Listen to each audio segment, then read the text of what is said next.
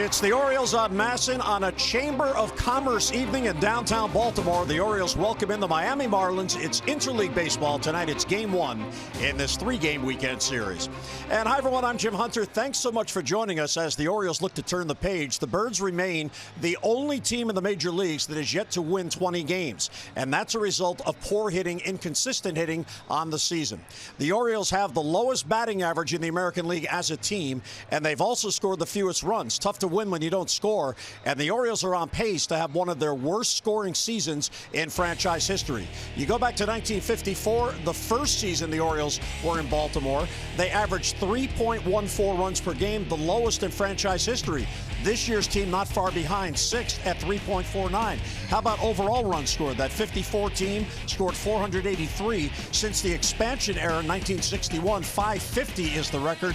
The Orioles are on pace for 566 this year, so they wouldn't break that 1988 record, but they are on pace, and that number at the bottom tells it all. Scoring 4 runs or less, the Orioles have got 6-40 on the year. And Jim Palmer, everyone knows what it's all about. It's inconsistencies in the lineup. The question is, how do they do to get out of it, and what do they do with their approach? Get some hits. I mean, that's the, Buck Showalter always says, classic case of the obvious. Well, it started last September. They scored 6 runs a game in August. They were, it was unbelievable. They were hitting in the 290 runner in scoring position. They went to 3. They hit 220. It's carried over. I don't think anybody saw that coming. They did have some injuries early on, but again, they're hitting 212 with runners in scoring position. Last year, the second best team doing it. So, again, I think they're pressing, to be quite honest. I was talking to Jonathan Scope. He says, I love it when you talk to me because you calm me down. And I said, well, there's a process, Jonathan. You could do it.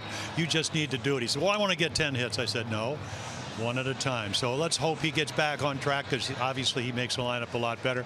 But again, they just have to start hitting better, and you couple it with good pitching and you take your chances. So tonight it's game one in this 3-game series as the Orioles welcome in Miami, and it's with heavy hearts that the Orioles and Masson would like to extend our deepest condolences to our friend and our former colleague at Masson, Todd Webster, on the passing of his son Peter.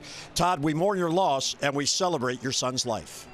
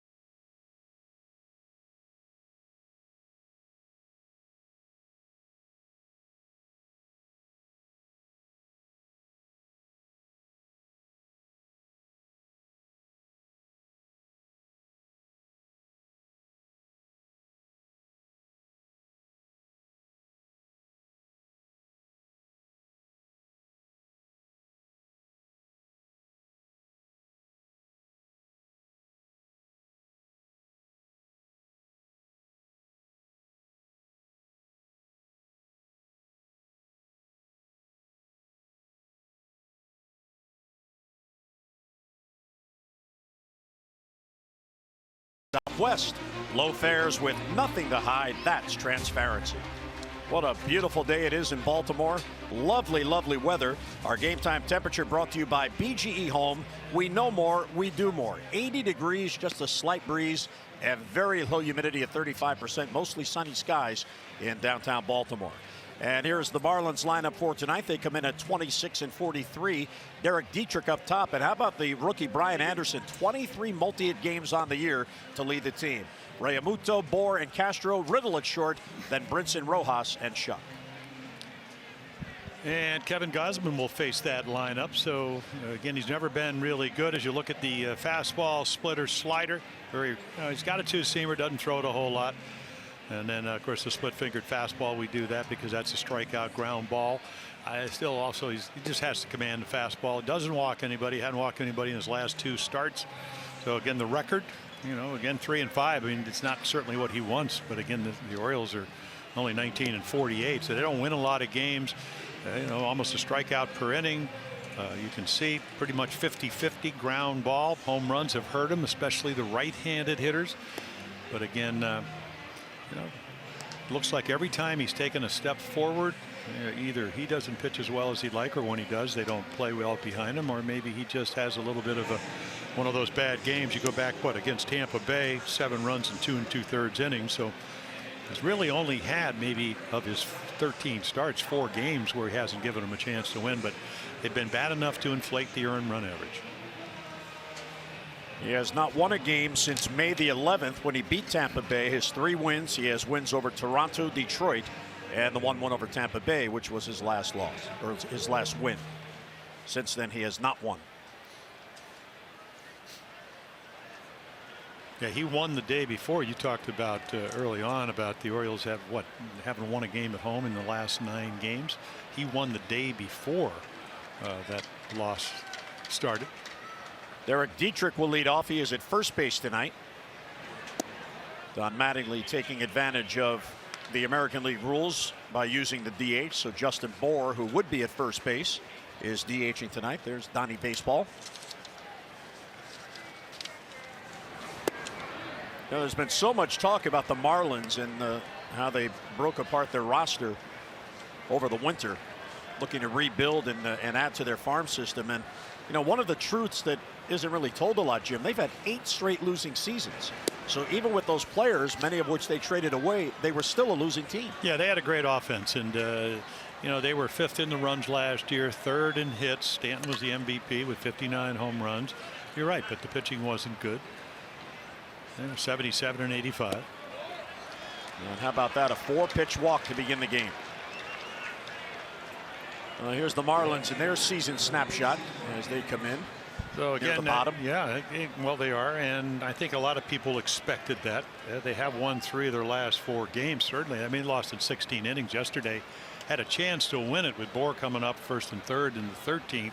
He grounded in a double play, and then they would eventually lose. But they're playing better as of late. So a 4-pitch walk. Here is Brian Anderson, who's having a fabulous rookie year. Gausman misses again. That's 5 in a row out of the strike zone. Brian Anderson, 25 years old, 3rd-round pick out of the University of Arkansas back in 2014. He was drafted as an infielder, but now he's playing in right field and playing very well. Yeah, played 3rd base yesterday, so he does play all around, and he has Jim, I mean, I've been watching, you kind of watch the highlights, and I went back and watched the last 7 innings of that 16-inning game yesterday on our off day. This guy stays inside the ball as well as any young hitter I've ever seen. He reminds me of Alan Trammell because it's almost like the bat head is like playing tennis, where you hit that top spin and it's like the ball stays on the racket really long. He's able to subjugate his ego in the sense that he's a big kid, not trying to hit home runs, but trying to hit the ball hard, and he can hit it all over the field. And there's a strike, the first one tonight. Gausman goes to 2-1 on Anderson. Well, Anderson has played in all 69 of the Marlins games this year. He's the only rookie to have played in all of his team's games. Foul off the mask of the catcher, Chance Sisco. Yeah, and even the ball in, he'll try to take to right field. But if you're playing cards, your trump card for Kevin Gausman is that his velocity, if he stays out of the middle of the plate, to make it tough to do that. I mean, that was 95. It's a hitter's count, and he's trying to stay inside. Couldn't quite get to it, so it sets up where he can throw a splitter and hopefully get a ground ball or strikeout. But see, he took it though. And no swing on the check swing. CB Buckner saying he checked in time. And we'll see if Dietrich is put in motion here. Full count with nobody down.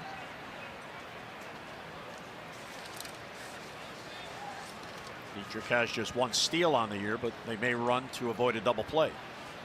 Yeah, they don't run a whole lot, and he walks them. I mean, they've only stolen, what, 15 bases, been caught 11. D. Gordon, that you mentioned, he led the National League at 60 stolen bases. He's playing for the Mariners. I'll take a look at the defense, and Mancini, Jones, and Trumbo, Valencia, Machado, and Scope. Corbin Joseph gets called up after out of Double-A. He will be at first base, and Chance Cisco doing the catching. And there is Corbin Joseph, promoted today. A bit of a surprise, but he earned it, Jim. He was tearing it up for Double-A Bowie.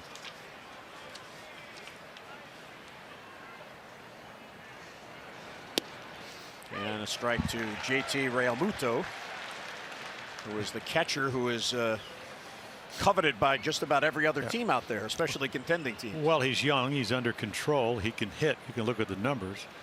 That's on the deal earlier in the year. I mean, you know, terrific defensive catcher. Best pop time is, and again, the ability lately to hit some home runs. And for Kevin Gausman, you know, he gets lefties out better than righties. 267 with only 4 home runs. The righties over 300 with 10 home runs. And I think that's the fact. Maybe the slider still a work in progress for him. But you got yourself in trouble. Either strike him out or get him to hit a ground ball. It's a foul off his foot. You know, this team actually hits, you know, they hit pretty decently. They're a little bit below the league average at 243 with runner in scoring position. Realmuto, of course, is a couple of points under 300. And Brian Snyder on the left. Pags, Paliaruo, the former teammate of Don Manning, actually played here for the Orioles in 1993. He's one of their hitting instructors. Count holding 0-2 on Realmuto. There's a weak ground ball to third. Valencia goes to second out there, and that's all they'll get. Wise play there by Valencia to take his time, knowing he was only going to get one. And he keeps the double play in order. Yeah, again, you got to read the ball. So, you know, if this is Manny last year, he would have come in probably 5 steps because he would have read it. Maybe, even though Realmuto has as good a speed as any catcher in the National League, he probably would have beat it anyway. But you lay back, you know you're only going to get one. And so now you either have to get a strikeout, or you need to get a pop-up, or maybe that ground ball. And here is Justin Bohr, who is home in a sense. He is from Chantilly, Virginia, and he went to George Mason University in Fairfax. Ball 1. Yeah, played for scout Dean Albany coming up in summer leagues. Dean said that, he said, I don't really care about this feeling. I just want to hit. He goes, no. And he's turned himself into a pretty good defender.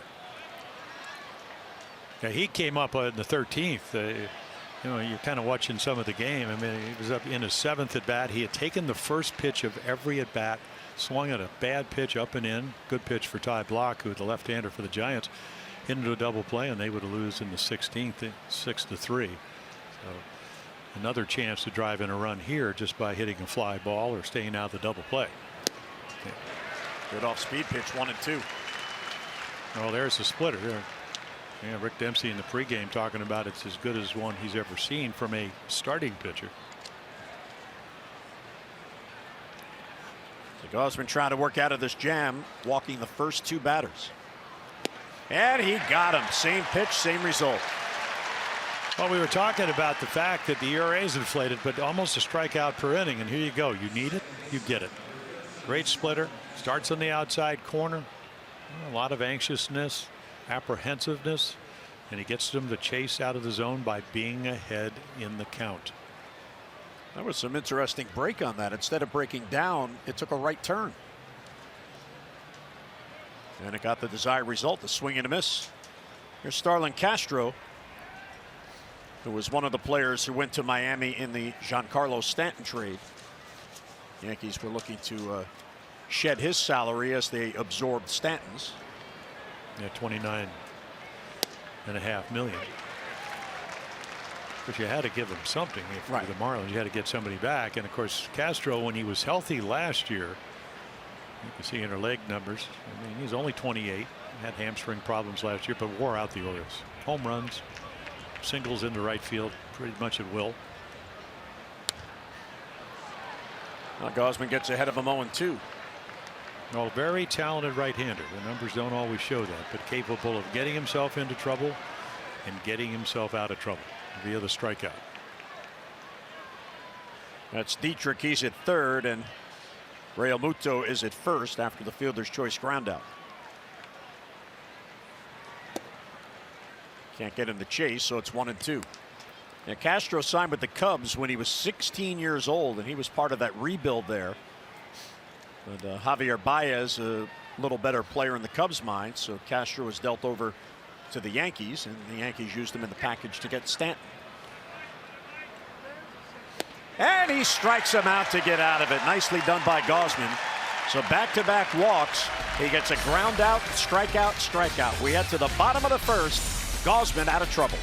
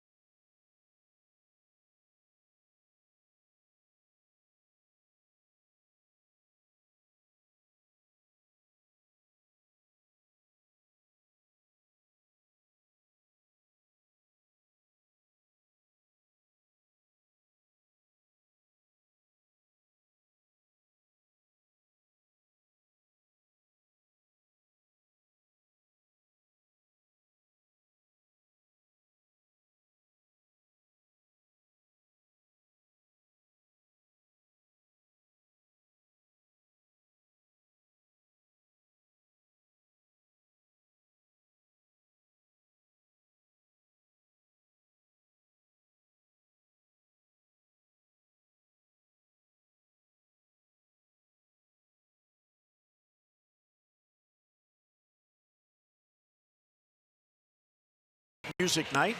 All kinds of nights here going on tonight at Camden Yards. Here come the Orioles in the bottom of the first, and the Southwest starting lineup. Low fares with nothing to hide. That's transparency.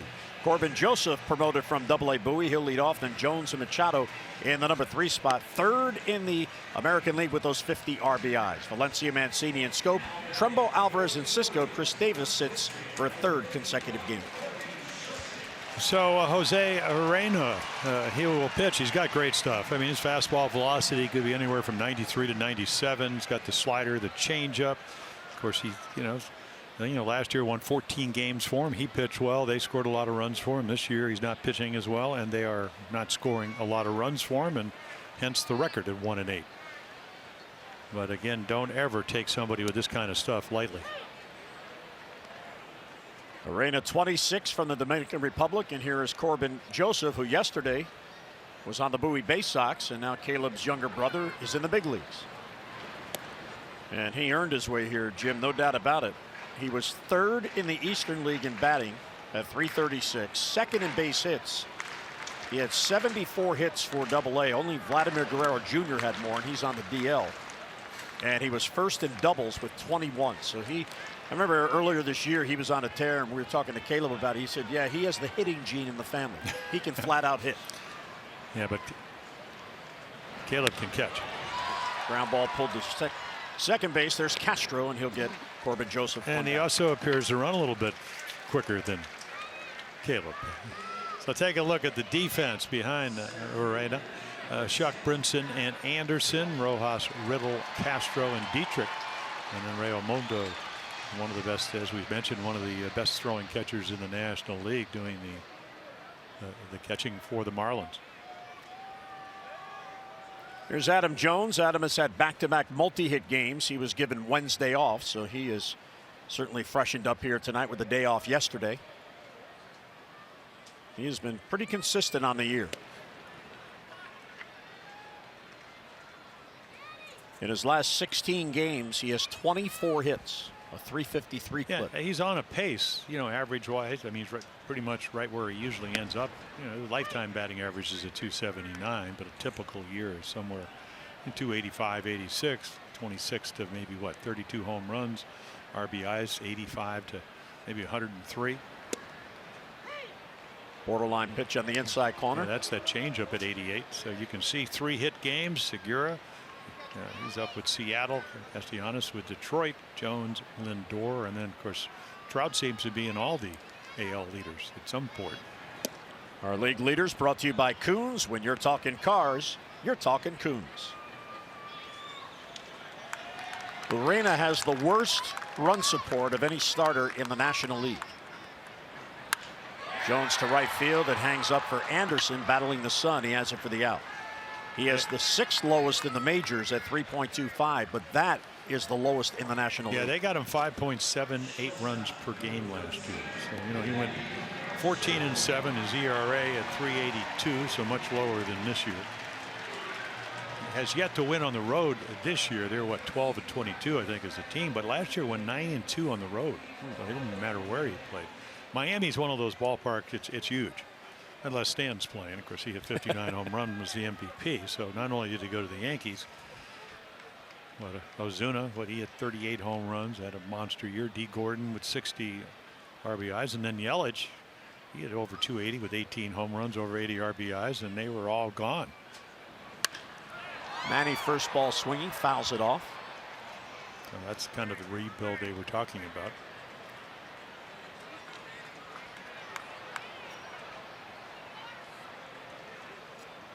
When Urena won at St. Louis on June the 5th, it snapped a streak.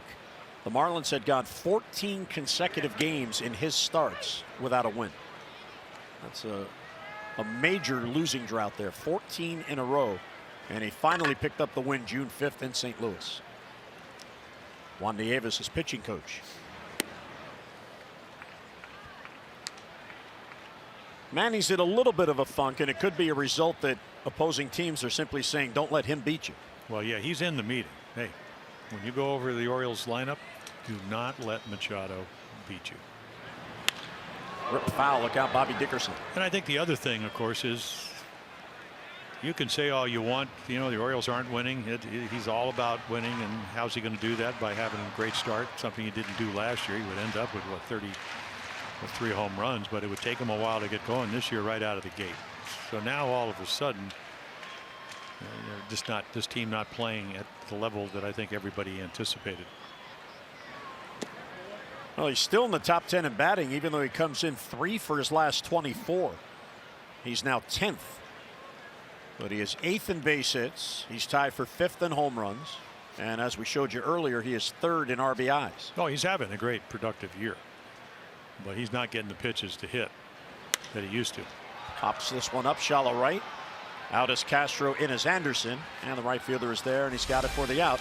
O's go 3 up, 3 down in the first.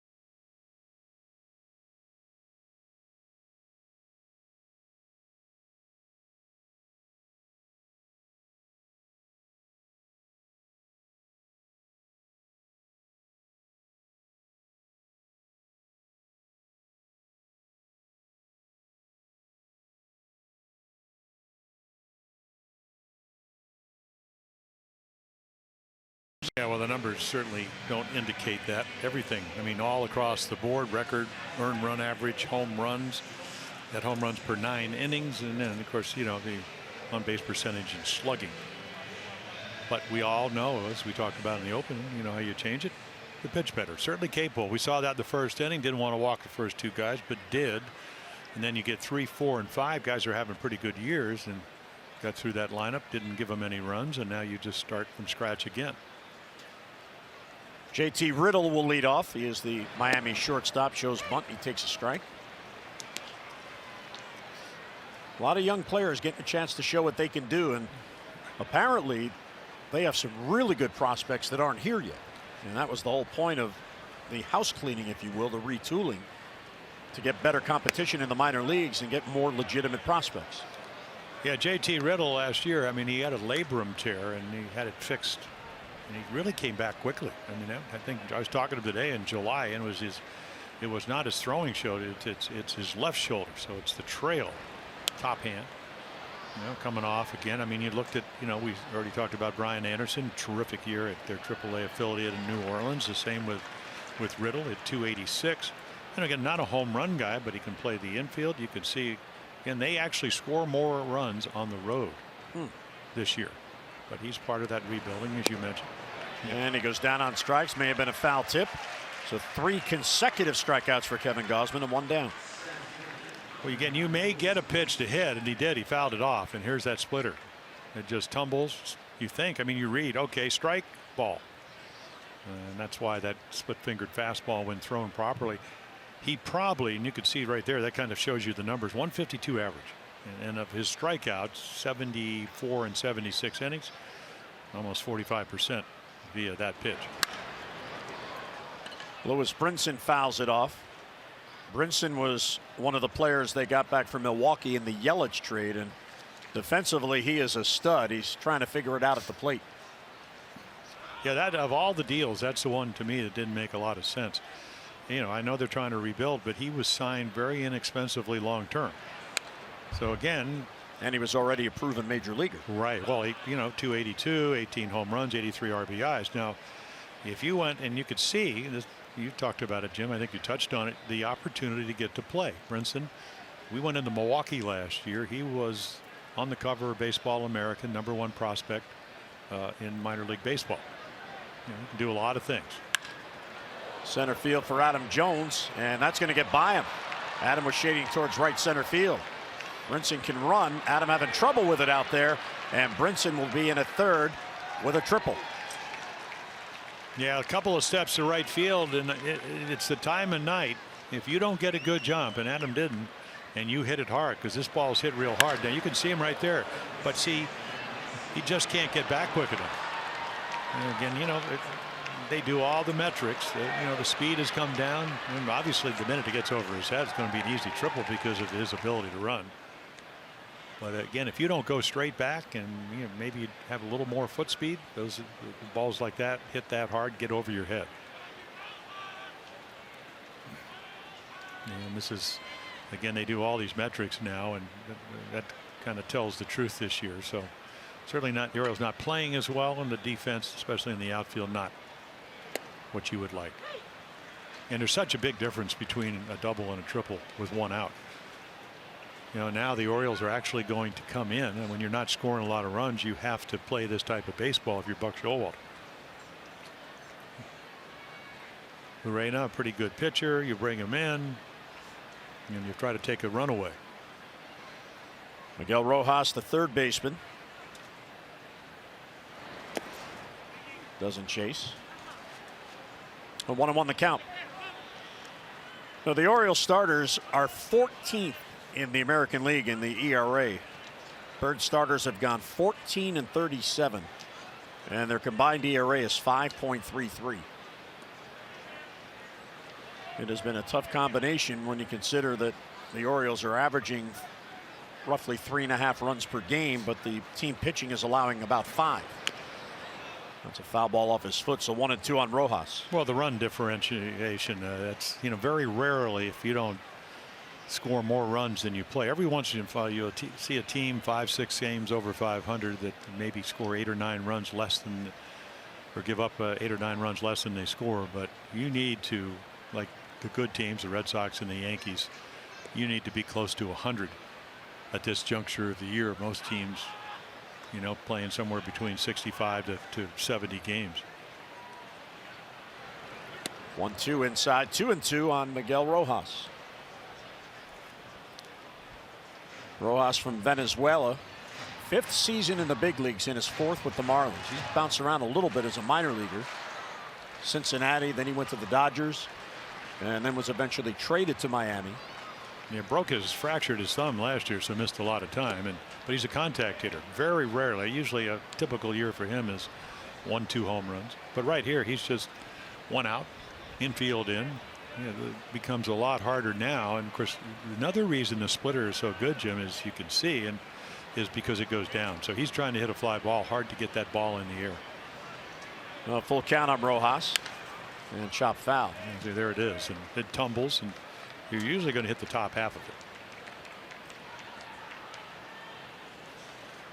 Yeah, if we were playing interleague play in the National League, you'd be walking right around Rojas to get to Arena, you know, the pitcher. And of course, this is the American League, and you get the DH. A little bit of a difference. And the 3-2, and he fouls it off. Pretty good swing right there. 97 down and in, and he's able to, because he's a contact hitter, keep the bat alive. You got Shuck on deck, and you know, if you look at JB Shuck, he got 4 hits yesterday, and they were all after the 6th inning. That's what happens when you get to play 16 innings. You still have a good day. So another 3-2 pitch. And once again, those are pitcher pitches, and he's just trying to put it in play somewhere. Gausman about to deal a 9th pitch to Miguel Rojas, who is 3 for his last 23. Rojas was one of the players in that big trade between the Dodgers and the Marlins when Dee Gordon, as a young player, was traded from Los Angeles to Miami. And he lost him. So that is the 3rd walk, puts runners at 1st and 3rd with 1 down here in this scoreless game. Well, we invite you to experience Yoga at the Yard, presented by Kaiser Permanente, following the game tomorrow against the Marlins. Now, here's what you do. You purchase a ticket package, and you'll receive a ticket to the game and a post-game yoga session on the field at Camden Yards, conducted by Baltimore's own Holistic Life Foundation. And you'll get an exclusive Orioles yoga mat. Jim Palmer's really excited about that. Ticket packages exclusively available. Go online, Orioles.com/yoga. And of course, tonight it is floppy hat night, and that is always popular. Reversible. You can see some of them already are in they like the white reverse mode. Now the white has the O's on it, and the orange has the bird. Oh, you know, you're right. How'd you know that? You just noticed that, or you? Well, they gave us a hat the other day, and I looked it over. Probably did you mow the yard yesterday and wear it? No. No. You have, that's right. You have people. Bonnie. And the 0-1. Well, Bonnie's smart. She knows I can't do anything. So call the guy.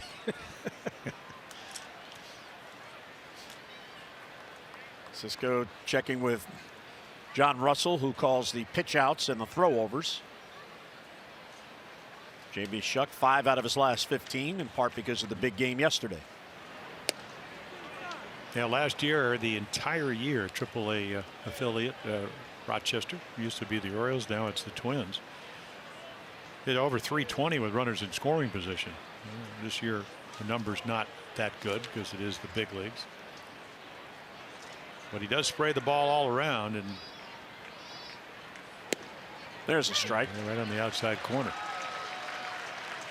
Well, that turns around the at bat. Instead of 3-1, it's 2-2. Well, he would, and of course it changes once you get the 2 strikes. But if that goes 3-1, you know he's trying to hit a ball into right field. Because Rojas gets on, you got to hold him. But now he's just trying to make contact. Good. Strike 3 called at the knees. Yeah, fielded Culbreth. It's his strike zone. He thinks it's low. Might have been. That's the first time through the order. You're always trying to determine what's going to be a strike and what's a ball. I mean, let's see if he moves the glove up. Yep. probably up maybe 2-3 inches. I mean, that's right around the kneecaps, especially the back one. That is a big out. Yeah. Gausman already with 4 strikeouts. Yeah, this is not, I don't think that this is not exactly what he had in mind. 3 walks and 4 strikeouts. Maybe the 4 strikeouts, but not the walks, because the last 2 starts, 0 in both of them. Derek Dietrich walked on 4 pitches leading off in the game. Yeah, one of their better hitters with runners in scoring position. Well, he has been on a tear since May 31st, Jim. He's batting .391. Yeah, I was talking to Frank Menachino, who has been around along with Mike Pagliarulo. They're the hitting instructors. He said he's really hitting the ball over the field. He said, but he'd rather pull it. And I go, really? It's a tougher out when they hit it all over the place. He goes, that's my point. But he's having a nice year for him.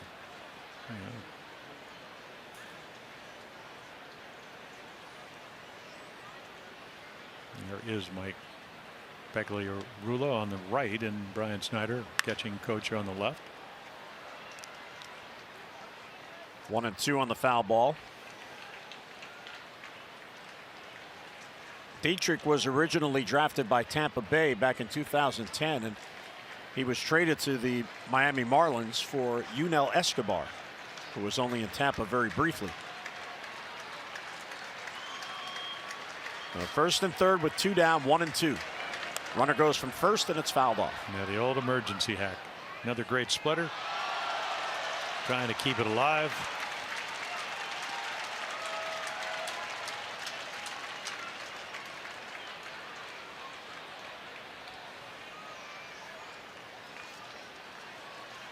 Pitch count is really elevating here, but Gausman doing all he can. The Marlins, they're doing a real good job, as Jim pointed out, of fouling off those real good pitchers' pitches and prolonging the at-bats. Yeah, wild early to the first 2 hitters, and then exactly what you're talking about lately. Inside, they let the runner go to second base. That was a close pitch. Well, 97, and but of course, when you're trying to win games, you want this pitch, and it's probably somewhere around the inside corner. Yep, pretty good eye right there. It's a ball, but not by much, because only the edge of the baseball has to be on the plate. The whole ball doesn't. That is a stolen base for Rojas. He was being held on. The second and third, 2 in scoring position. This ball's lifted to left, playable for Mancini. Trey is there, and he's got it. So Gausman gets out of it for a second straight inning. The Marlins strand 2.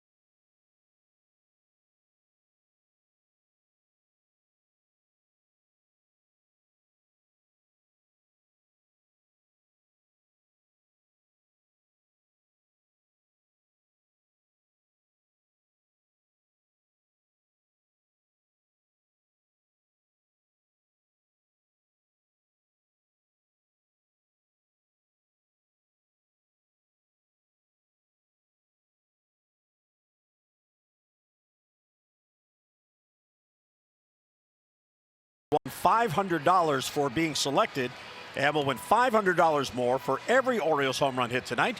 You can play Home Run Richard scratch-offs and win up to $50,000, or enter non-winning tickets for a chance to be the contestant of the game. Visit mdlottery.com/homerun. Floppy hat night, always a big crowd on the floppy hat night. That's scary finger night. Scary hand claw night. Yeah. Wow.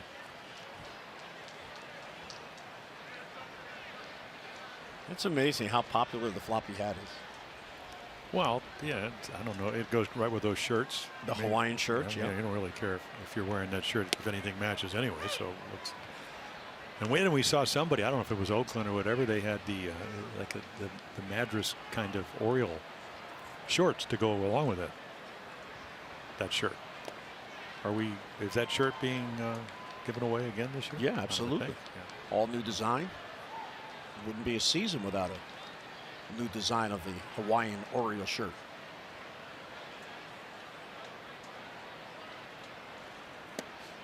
You know, the one you like to wear when you're not working and you're in one of your estates. And the estate in California, and I'm on the couch with Teddy, Susan, and a little Pinot Noir, kind of just taking in the game. Just loving life. Exactly. This is going to be a tough play for Rojas. He gloves and throws on the run against Valencia. Nicely done. And one down. Yeah, he can play a little shortstop, so he's, directly to the ball right there. Good jump. This team only made 73 errors last year. Of course, it's a little different team, only 47 in the infield. Perry Hill was the minor league infield instructor of the year, so they defend pretty well. He made that play nicely. Valencia, of course, helps out because he's not a burner, so they talk about his getting down. And ball one to Trey Mancini. Trey is trying to find it. He's hit in his last 2 games, but in his last 11, batting just .214. Slices this one down the right field line. Trouble. If it's fair, it is a foul ball. Yeah, he's got to get back, and that's what he's working on. Maybe the stance a little bit wide. The knee. Scott Coolbaugh said, listen, he's not the type of guy you want to make excuses for, but totally different hitter since he ran into or slid into the wall. It is the back knee. We kind of did a split screen where, maybe not being able to stay on that right side just long enough. And of course, right that's a 95 mile per hour 2-seamer in on your fist. But again, maybe sliding a little bit. And what happens is when you slide through the ball instead of hitting against a firm front side, you just don't hit the ball with as much power. And one of his strengths is driving the ball to right field, kind of like he did on the foul ball. Of course, last year that ball would have been fair for a double. Fights it off to stay alive. Yeah, and even that pitch, that's a hanging slider. If you watch Urena pitch, and I was looking at the last couple of his starts, he's got really good command usually, but every once in a while he'll get middleitis. A lot of balls in the middle of the plate. And there's a change up at 88, fastball 93 to 97, slider sometimes hangs. Well, he's only allowed 9 home runs, which is pretty good in 14 starts. And one thing with Trey, the power hasn't been there with the consistency that we're accustomed to. And for Mancini, he has 1 home run and 1 RBI in his last 65 at-bats. Well, that's the thing. I think driving in the runs. Last year he was so good. Well, he hit .340 with runners in scoring position, which is his first full year of the major leagues. Orioles as a team hit .287. Adam Jones, a little higher at .361. Scope at .338. They just haven't been able to replicate those numbers. And you can see right there. And again, when you're struggling, that ball, 6 inches off the inside corner. But what you like is, he screamed it foul. So if you're going to swing at it, at least have some bat speed. It just looked like pitches that he hit last year, this year, for whatever the reason, swinging through. Yeah, and then he lays off that one. So that's a very, very good take.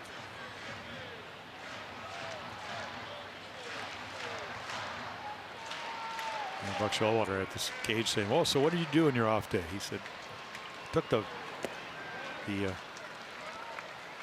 little boat ride across the harbor. The water taxi. Yeah, water taxi. Had lunch down in Fells Point.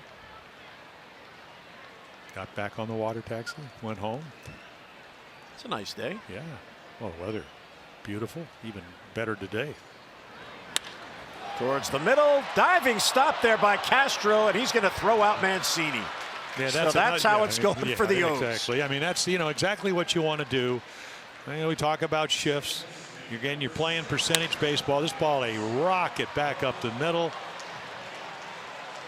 Urena saying, okay, I just gave up my first hit here in the second. Nope.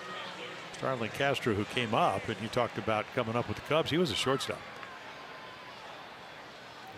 And Trey back down the look out below. Yep. Castro has added some stability to this infield with his veteran status. Scope takes a strike.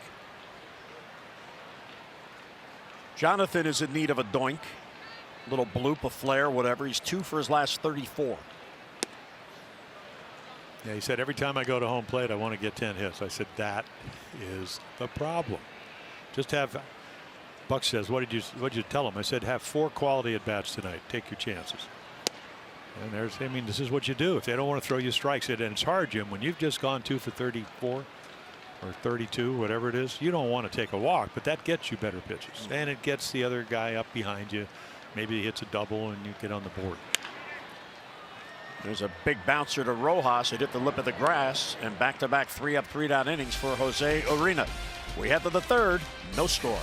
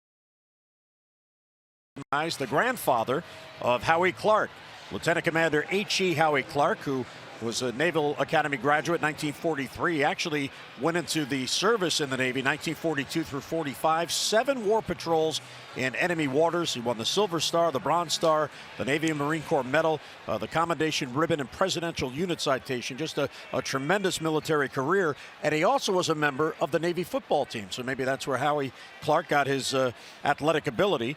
He did unfortunately die in a plane crash while on a routine training flight back in 1953. He had gone back to the academy following the war as an instructor. So we recognize Howie Clark's grandfather, H.E. Howie Clark of the U.S. Navy. And for some of the people maybe tuning in, Howie Clark, along with Scott Coolbar, the hitting instructors for the Orioles.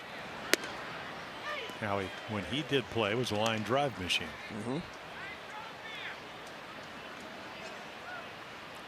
Osmond has struck out 4. He's had to work out of 2 jams. But he did, in fact, work out of 2 jams. Well, again, the ability level to do it. Made some clutch pitches. You know, strikeouts.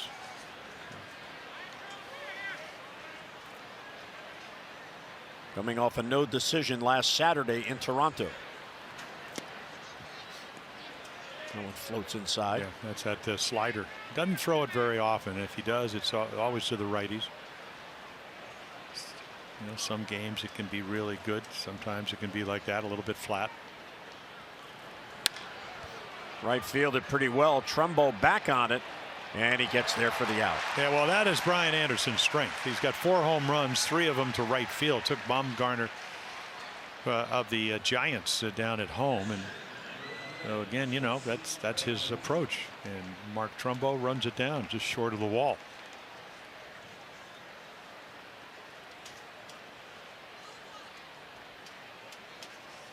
There's Realmuto, the catcher. He bounced into a force play his first at bat. Yeah, that was another big pitch by Kevin Gausman because he had runners at first and third, only one out. He's looking to get a run in. High average hitter, both with runners in scoring position, batting average, and he got the roller to third base.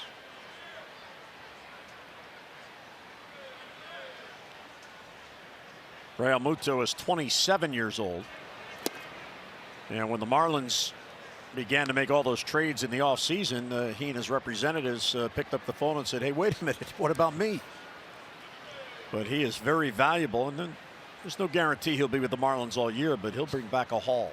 Yeah, and of course he helps their young pitching and their pitchings in general because he is a very, plus hitter, great defender. He was drafted out of high school back in 2010 by the Marlins, a third-round pick.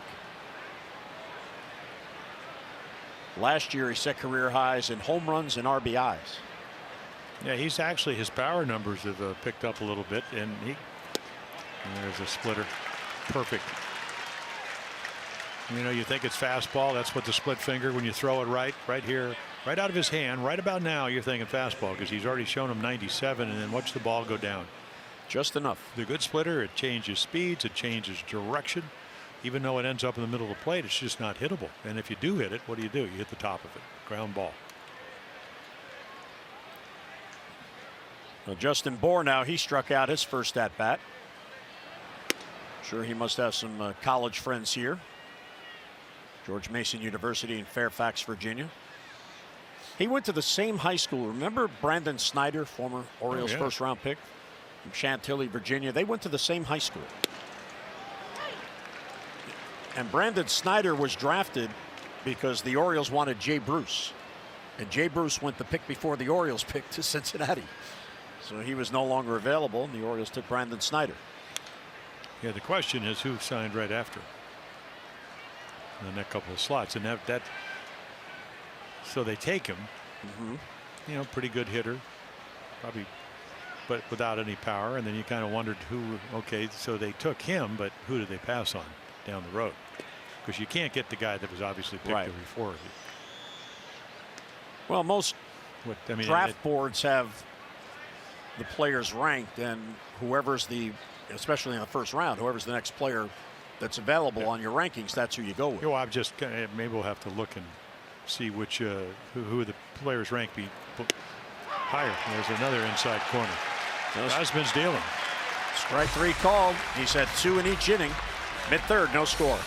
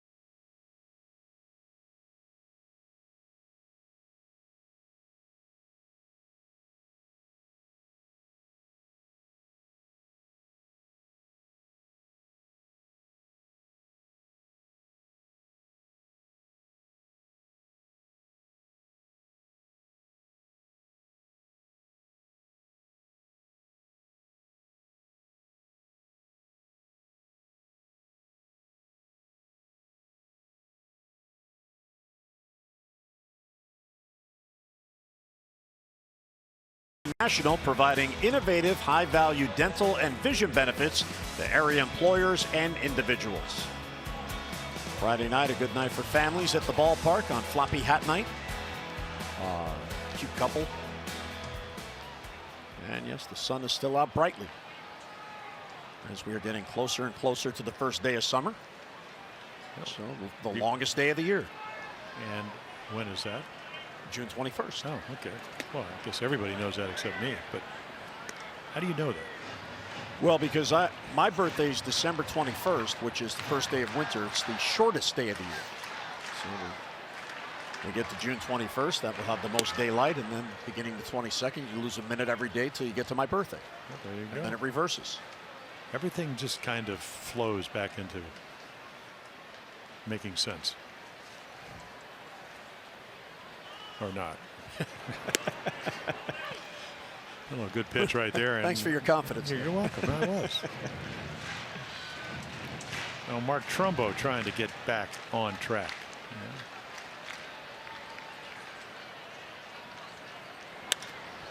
Left center field, off the end of the bat, in on it is Shuck. And he's got it. So 7 in a row retired by Jose Arena to begin the game. Let's take a look at our AT&T Achieving More. Pedro Alvarez, of course, a former Pittsburgh Pirate, so quite a few head-to-head matchups with Miami. Oh, yeah. And got to feel pretty good about those at-bats. And the power. Of course, he was a power guy, still is a power guy when he can make contact. So let's see. Great fastball hitter, fastball changeup, slider pitcher. Let's see how they do. Yeah, well, there's ball one. A little extra. Teams that throw Pedro Alvarez fastballs, I think he's like 3 for 36 against breaking balls. Those are the ones that usually make some mistakes. Yeah. I would imagine in this count it'll probably be a changeup. That would be the pitch of choice. Well, Pedro happy to be in the starting lineup. This is only his second start in the Orioles' last 13 games. First, there were the 2 interleague games on the road. So no possibility for a DH. Well, they're looking for ways to score runs. That was the whole opening. So were, of course, Miami. And ball 3 outside. He still has a pretty good batting eye. He has just 1 hit in his last 16 at bats. One of several Orioles that are slumping at the same time. So only ball 4 there, 3-2. Yeah, we can. Again, that's the movement. You don't play a lot. You know, there's a rhythm. Hands go back, foot gets down. Foot front. Your foot has to get down right about when they release the ball. And he comes back to get him. This guy, you know, it's funny. Adam Jones was saying it's a compliment. He said it's a poor man's Luis Severino, who's one of the best pitchers in the American League because of this. I mean, this is 96. Great movement, 2-seam fastball. Watch that ball run. Good velocity, good location, runs right to the outside corner. So if you're not covering it, if you're not cutting down your swing, little chance of making contact. And I think that's the frustrating thing for Scott Coolbaugh, the Orioles hitting instructors. You know, this team, they just figure they're going to get meatballs to hit, and you know, we'll hit our home runs and we'll drive in runs, and the league's adjusted, and they just haven't done a great job to this point. That's shift on for Chance Sisco. And the other thing is, this kid's got really good stuff. You got to when you look at film of Jose Urena, you go, oh, hey, power arm. He can change speeds. That's a changeup. 1-8. What does that have to do with what I need to do tonight? On Urena, he was brought along very, very slowly in the Marlins minor league system. He signed with them just before his 17th birthday back in 2008. And he didn't make his big league debut, Jim, until April of 2015. I mean, here's a young man who's pitched in 146 games in the minor leagues and made 127 minor league starts. So he certainly learned how to pitch at the minor league level. Yeah, and they kind of used him when he first came up as both a starter and as out of the bullpen. You know, he goes 6-1 in 2015 in AAA, all starts, real low ERA. And then he comes to the big leagues. 20 games, 9 starts, 1-5. Next year, 28 games, 12 starts, goes 4-9. And then last year, 14 wins. And there's a comebacker and the flip to first. He's retired 9 in a row to begin his night.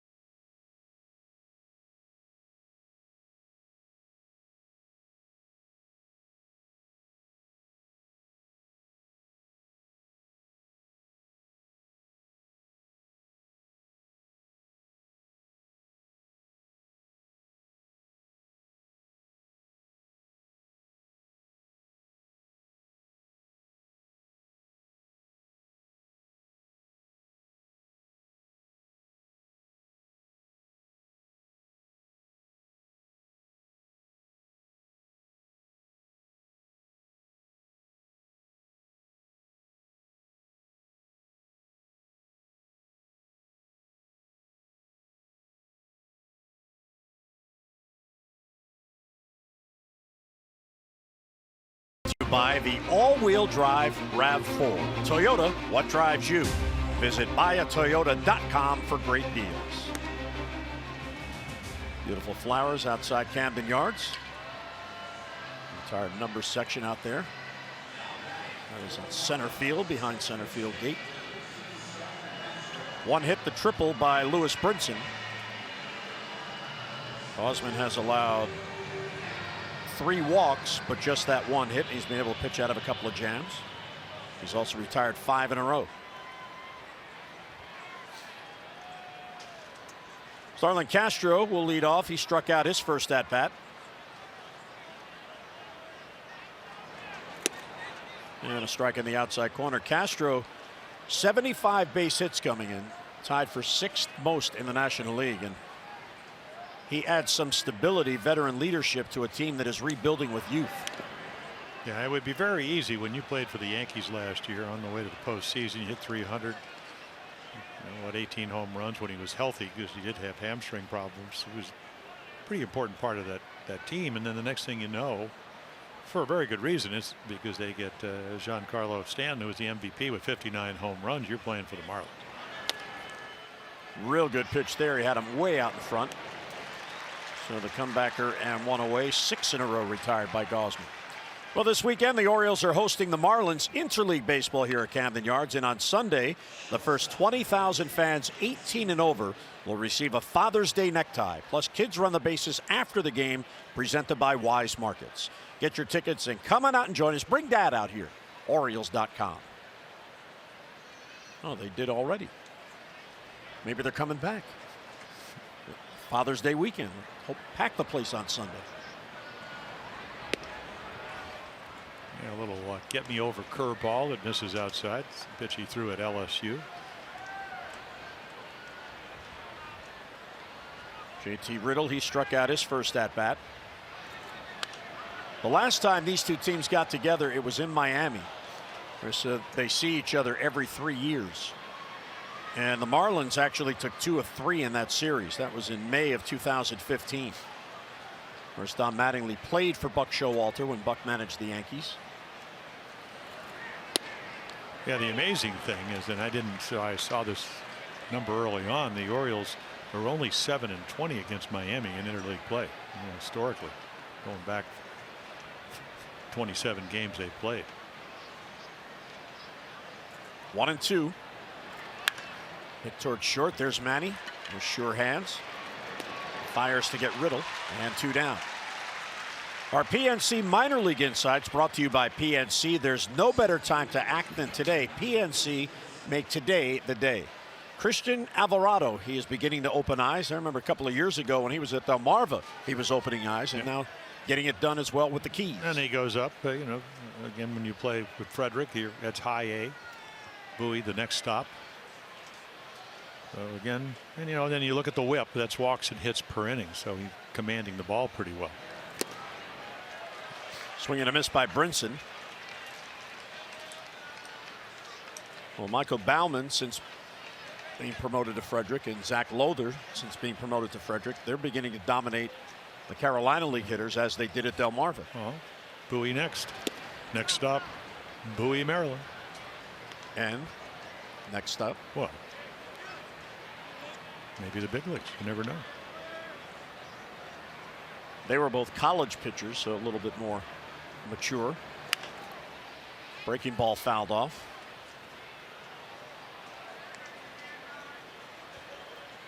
So since the walk to Rojas, they put runners at first and third with 1 down in the second. Gausman has been on a little bit of a roll here. 7 in a row retired. And 1-2 on Brinson, who tripled for the game's only hit.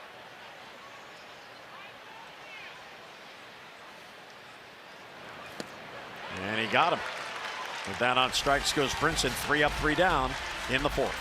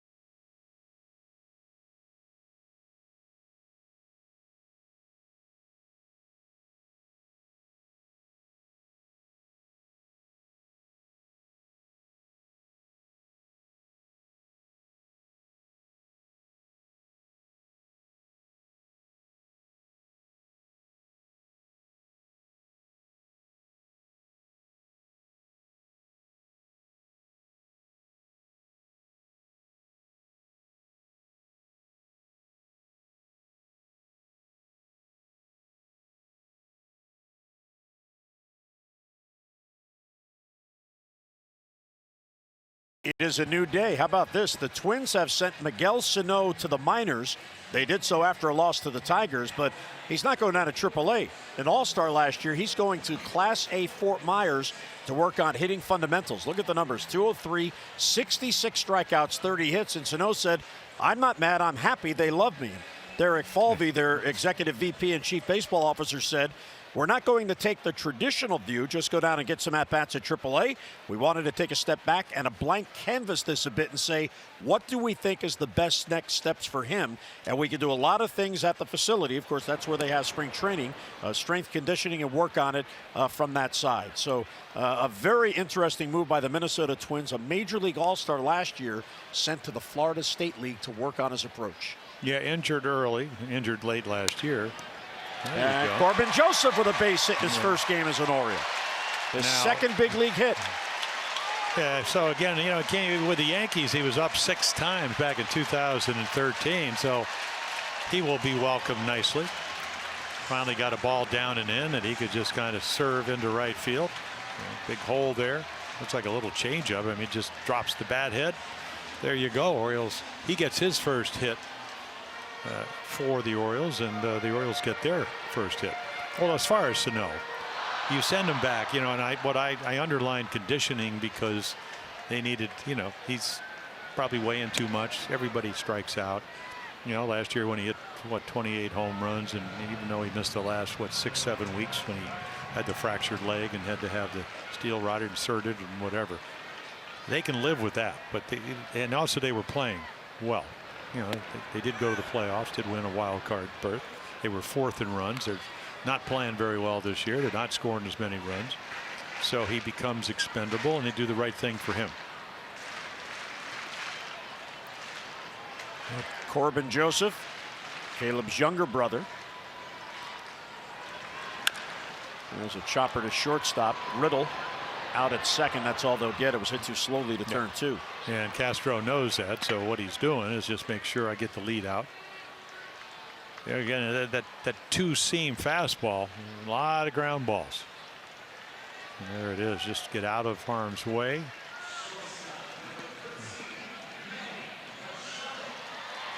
So Corbin Joseph, that is his first major league single. His other hit was a double off Trevor Bauer of the Indians, May 13th of 2013, 5 years ago. Well, here's Manny with a runner at first and 1 down.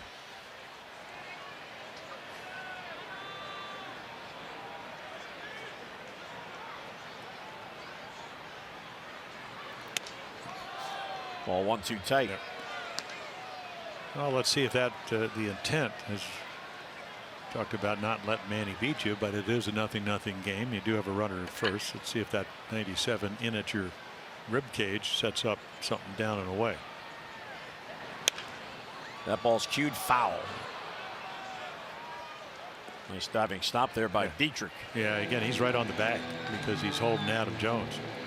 So it's going to be a play. It may have gotten the Orioles a guy into scoring position, so he's on the bag, and C.B. Buckner's first base umpire, he's looking right at it.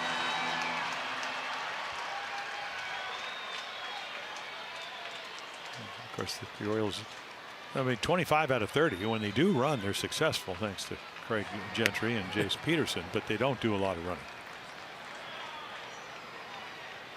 Manny lays off 2-1. Adam does not have a stolen base on the year. Yeah, this is one of your typical run and hit counts. Not that the Orioles do that a lot. Real Muto, he does a great job. He's catching 42% of potential base stealers. That is very good. Well, again, it's pop time. You know, they do all these numbers. From pop time is how quickly you receive the ball and get it down to second base. He's at 1.83 seconds. Anything under two seconds is extremely fast. He doesn't have the biggest arm strength. I think that was Gary Sanchez. But as far as getting the ball down and on its way, best of all major league catchers. And that's something obviously you work on. Got to be athletic. You got to be able to just think about it. You also have to catch the ball and maintain some kind of strike zone. I mean, in other words, you got to catch the ball in the zone. 2-2 is fouled off. I mean, you just can't come up and take the strike zone away, especially in a 0-0 game, from an umpire. Not that some catchers don't do that.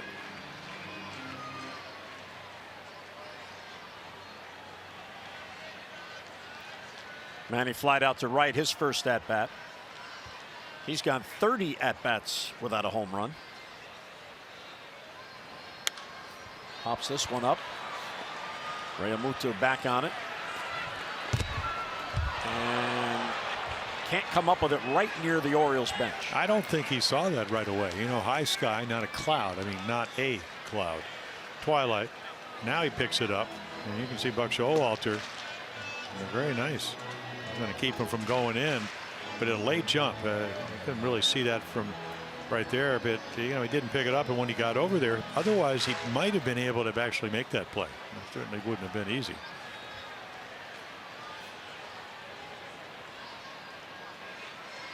He's fortunate he didn't cut his fingers there when he grabbed the netting. Well, Machado about to see a 7th pitch in this at bat.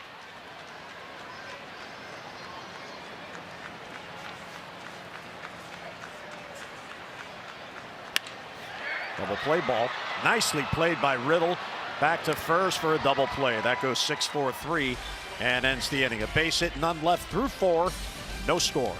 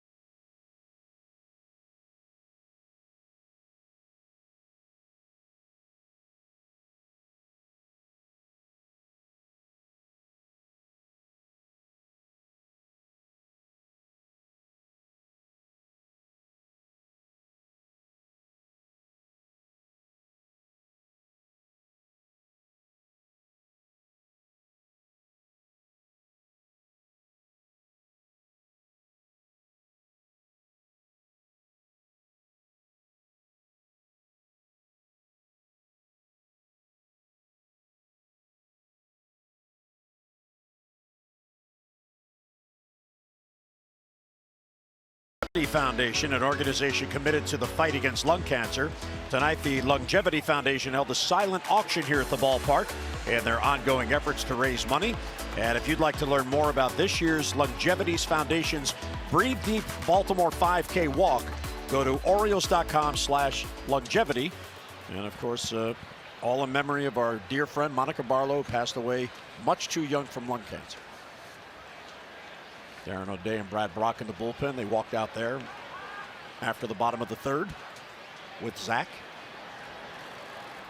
But back into the bullpen, guys, they get special treatment. You know, watch 3 Well, I innings learned from the that bench. my rookie year. When I got to the big leagues in '65, when I was 19, Stu Miller, one of the great changeup and our closer, 7th inning. Always wore a towel because, you know, he had to jerk his neck, had the greatest changeup in the world, and neck would go and then the ball would get up there about 2 minutes later. But so he'd always come out 7th inning, and of course I was in the bullpen early on most of that season. Randy Myers used to do that when he was the Orioles closer. He'd wander out there middle of the game. Well, you want to. There's a base hit to left field off the bat of Rojas. Mancini over to play it. Rojas digging for 2, and he slides in safely. So a leadoff double in the scoreless game. Orioles fans, when the O's score 5 runs or more, you get 50% off regular menu price online orders at papajohns.com with the promo code Orioles5. Better ingredients, better pizza, Papa John's. So that ends the streak of 8 in a row retired by Gausman. There's J.B. Shuck. Called out on strikes his first at bat. He's the number 9 batter. He's now 30 years old in his 6th season, and he has traveled around. And how much does he love baseball? Last year at the age of 29, he spent the entire year in AAA with the Twins. Wow. And that one gets away from Cisco. Yeah, that's certainly going to be a pass ball because it's just a fast ball that he doesn't catch. And so they're looking for runs, and this is going to help. I mean, he just doesn't catch it. The ball's inside, and you got an idea right here. I mean, it's almost what, 2 inches off the inside corner. He might have been away. We had a reach, and again, he's throwing 94 to 95.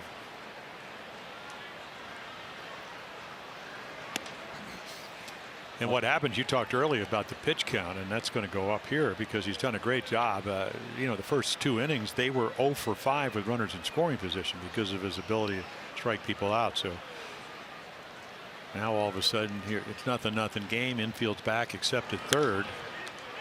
Knocked down by Gausman. That'll save the run initially, and he gets his man at first. What a play by Gausman. Yeah, again, because it's a ball, if you're Freddie Gonzalez over at third, you're going, hey, you're not going. And then right here, it's in the glove and out of the glove.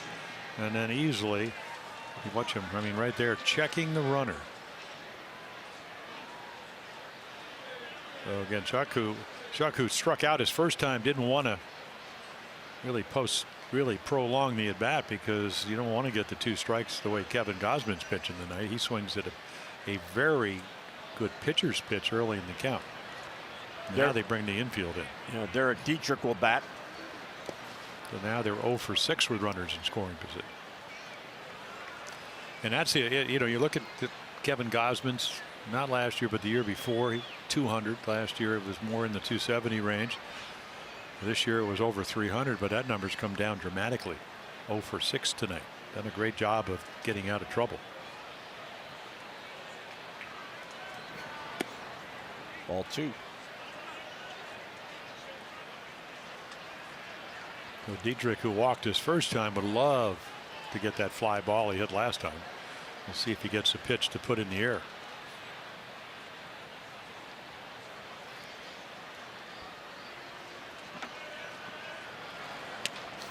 That ball's cued. Tough play. Gausman quickly will fire to first to get his man. Kevin Gausman flashing the leather here in the 5th inning.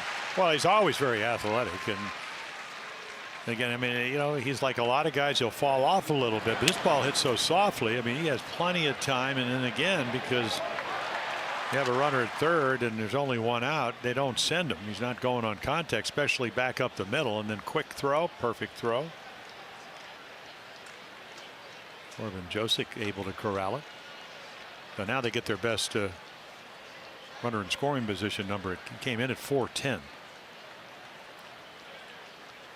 So now 0 for 7 with runners in scoring position. So Gausman and out away from getting out of it. Swing and a miss, 0-1. And the other thing, Jim, and if you start looking, so the first inning they were 0 for 3, but the runners were at second, or actually third. I mean, all these runners in scoring position numbers have been with a runner and less than 2 outs with a runner at third. That's how good Gausman's pitched tonight. I mean, he gets himself into trouble, but with his talent level, he's been able to get himself out. He gets ahead of Brian Anderson. No balls and 2 strikes. Couple of off-speed pitches with Miguel Rojas at third.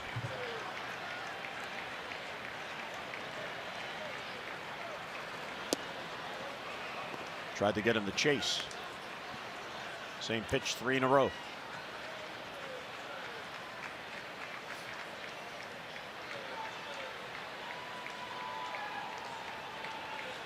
A 1-2 on Anderson. Sharply hit. Past Valencia into left field. That's a base hit. And the Marlins get the lead as Rojas comes in to score. So there's a big 2-out base hit for Brian Anderson, and the Marlins on top. Yeah, you got a guy that can hit on deck, and right here this is a splitter, and You know, Valencia is not Manny Machado. You know, Manny moved to shortstop. This is a ball that Manny eats up. And we talk about the outfield defense, what, -18? And the infield, again, because of the move and because J.J. Hardy retires, you don't have another shortstop. Manny moves to shortstop. I mean, that's a play that just because he's Manny. But tonight, because he's playing shortstop, that ball goes into left field. Swing and a miss by JT Realmuto. He has grounded out, fielder's choice. He has struck out. 27 years old, now in his 5th season.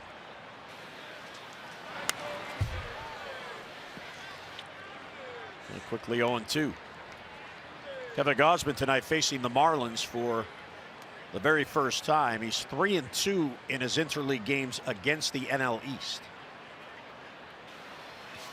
7 games, 6 career starts against the NL East. Of course, the Orioles play the Nationals every year. Foul back to stay alive.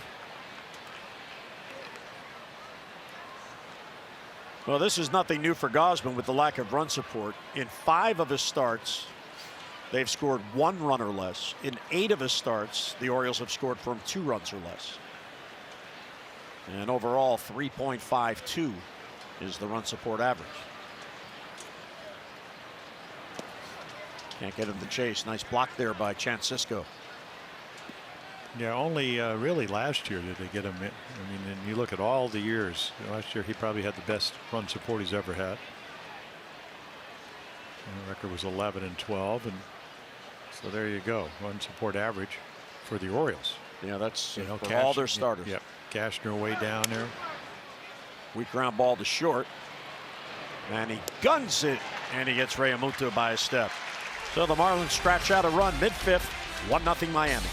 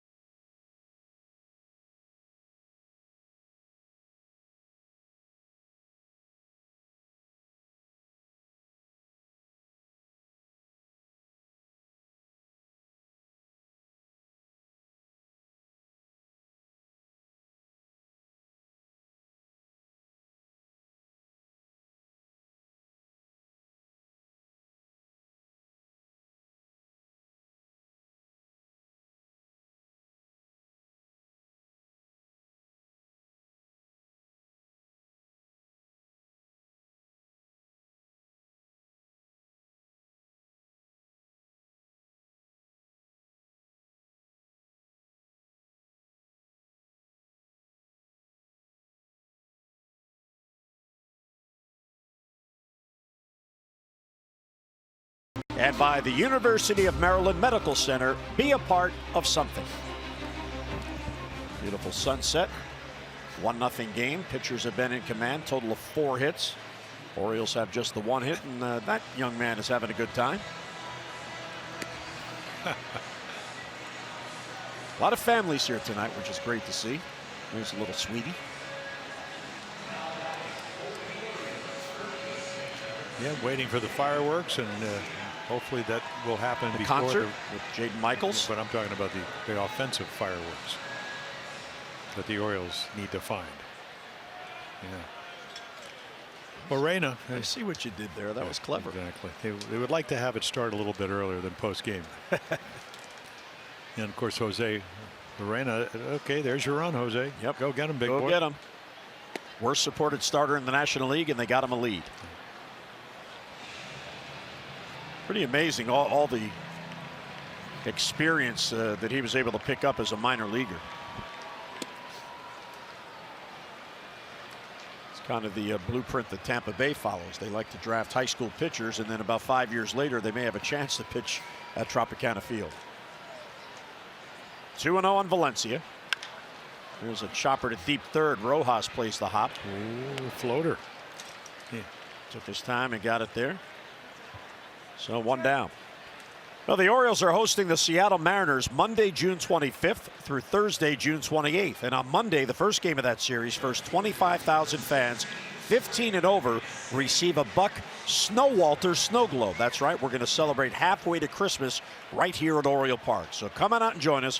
Orioles.com for your tickets. And that Seattle team having a heck of a year. And she wants a snow globe. I bet you she has a lot of energy on Christmas morning.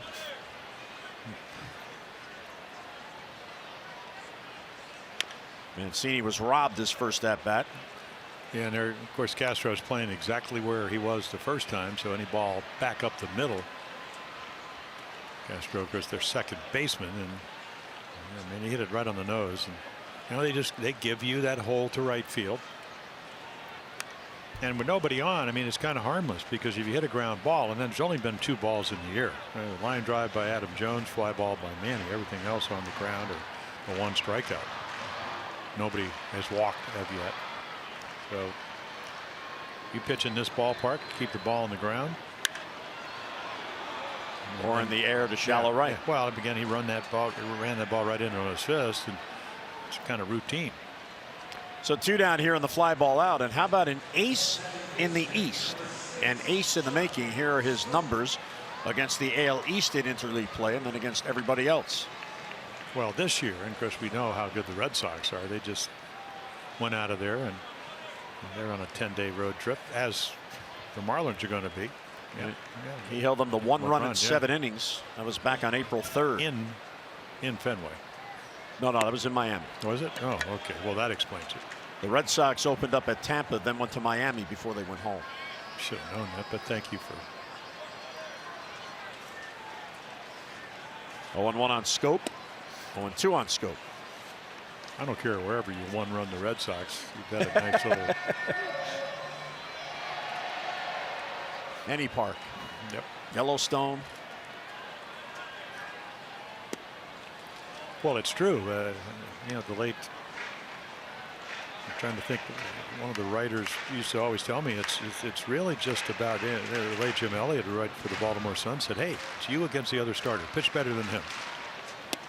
And of course, in that day, that Scope will go down, and that'll inning will end. He used to pitch a lot of complete games. That's usually got you some wins.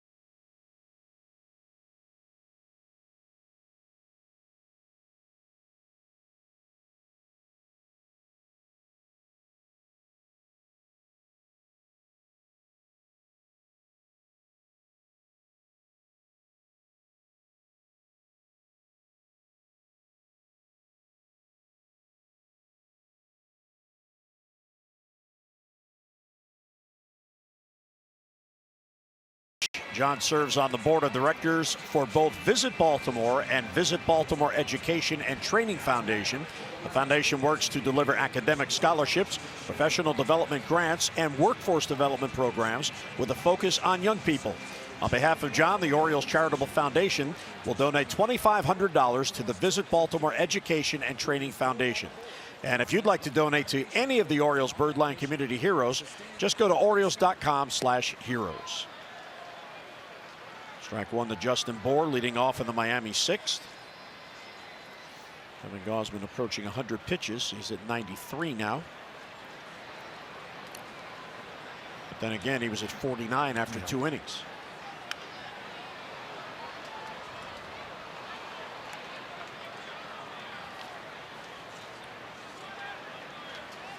Two of the 7 strikeouts for Gausman.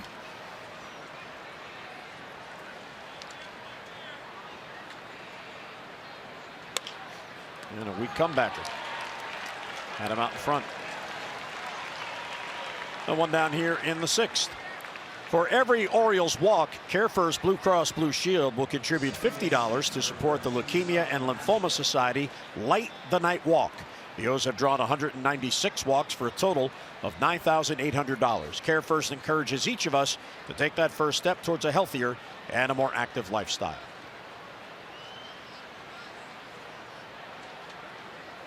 And one down on the comebacker. Here's Starlin Castro.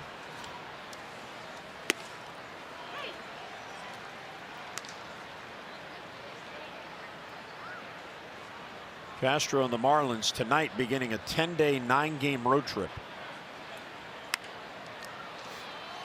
Manny will back out. And he's got it for the second out. Yeah, he saw a high slider because, you know, that fastball and splitter going straight down, and he just jumped on it, but it was so far out of the zone, couldn't really do much with it. You talked about pitch count. A couple of outs now, and what, about 4 pitches here in the 6th? That'll allow him to at least pitch into the 7th inning. She's waiting for some runs. Yes. Come on, guys. That would certainly brighten up her evening. Kevin Gausman might have his evening brightened up too if he just keeps pitching the way he is and they score him some runs.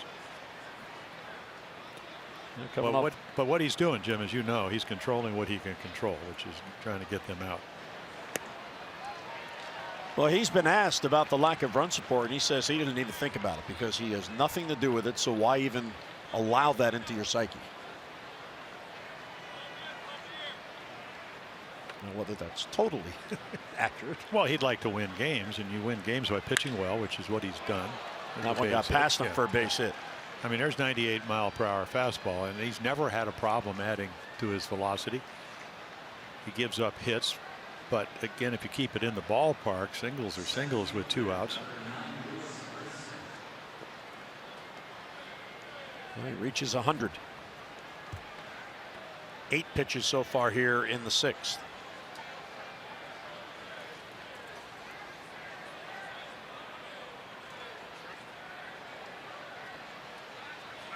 Lewis Brinson tripled in the 2nd inning and has since struck out. And Cisco knocks it down. JT Riddle on with the 2-out single, being held there by Corbin Joseph, promoted today from Double-A Bowie.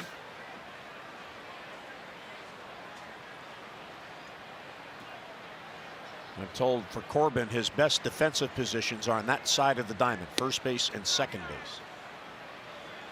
He can play third base as well, but he's much more proficient on that side. Maybe he likes the angles. You mean at second base or first base? Second base or first base. Well, that could be arm strength. That could have something to do with it. You know, shortstop, third baseman. Yeah, Brinson, it's kind of interesting. We talked about when we went to Milwaukee last year, talked about the Orioles going in there for interleague play. He was on the cover of Baseball America. They had acquired him when Jonathan Lucroy went to Texas for #1 draft choice. He's a bigger version of Byron Buxton. Seems a little more, can certainly hit the ball a lot farther. So he's going to get a chance to play. I mean, marvelous numbers in the minor leagues all the way coming through. And as we showed you earlier, hitting a lot better in June than in May. Well, and as Don Mattingly knows, as Tanner Scott, who rejoined the team today, begins to get loose. To begin to hit better, you have to make better contact. He has struck out 77 times on the year. There's better contact. That ball heading towards the gap. Adam Jones trying to cut it off, and he can't. It gets all the way to the wall. Heading to third is Riddle. He will come in to score. And there's Brinson going to third with his second triple in the game.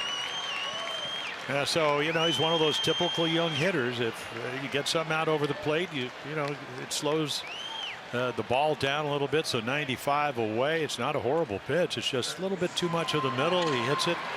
If Cadam catches it, then that's not an easy play, full speed.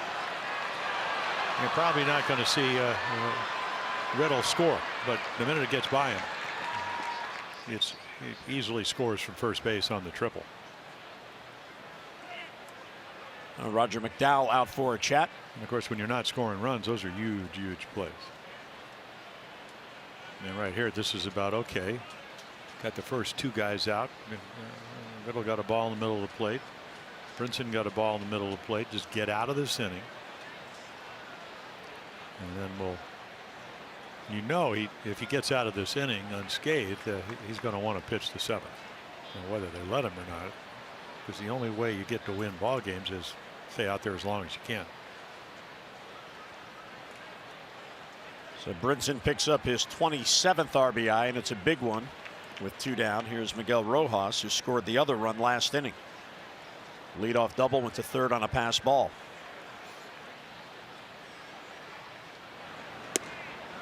And a strike, 0-1.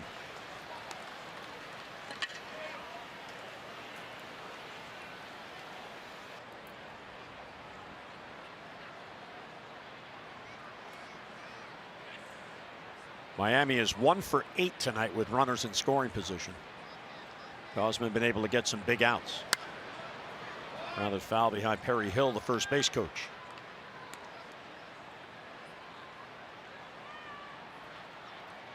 The Marlins had that 16-inning game. It was a day game at home yesterday against San Francisco. It's their third game this year that has gone at least 13 innings.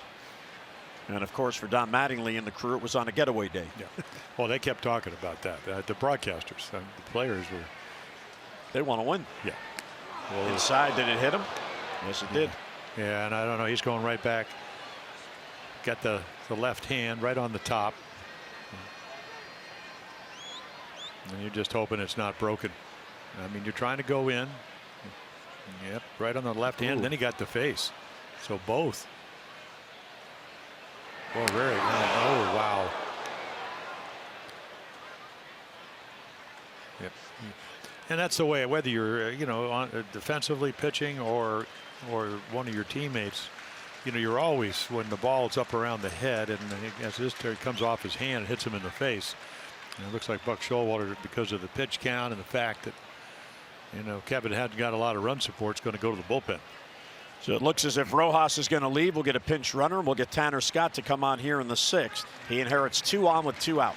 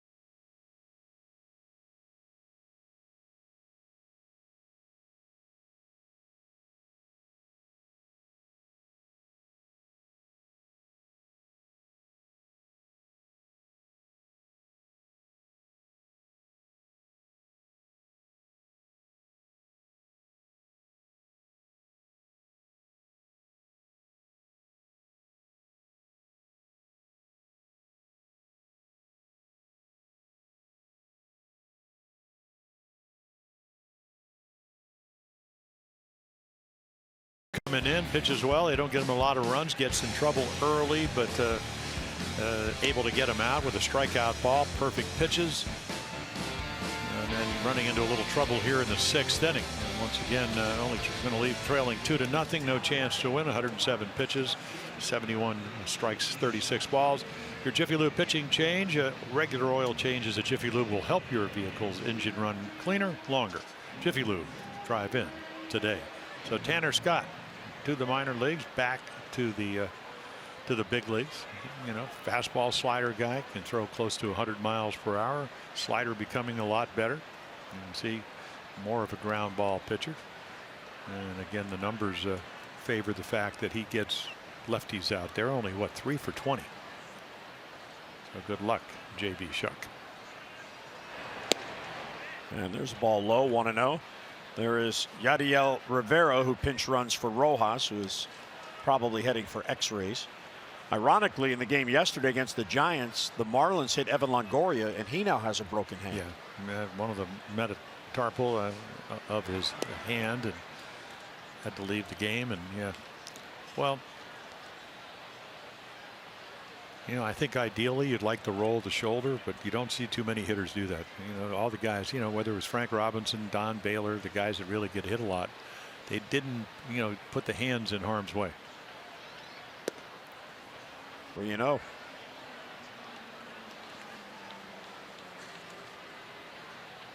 J.B. Shuck is 0 for 2. He has struck out and hit a comebacker to Gosman. Tanner Scott last pitched for the Orioles last Friday in Toronto. There's a strike at the knees, 3-1. He was optioned out the next day. Yeah, for him, it's, you know, obviously that was for Darren O'Day. Yeah, you'd like to command the ball, but when you have this kind of arm, and you know, sometimes it's just, can I throw a you know, just good fastball with good movement, good velocity in the strike zone like that at 97.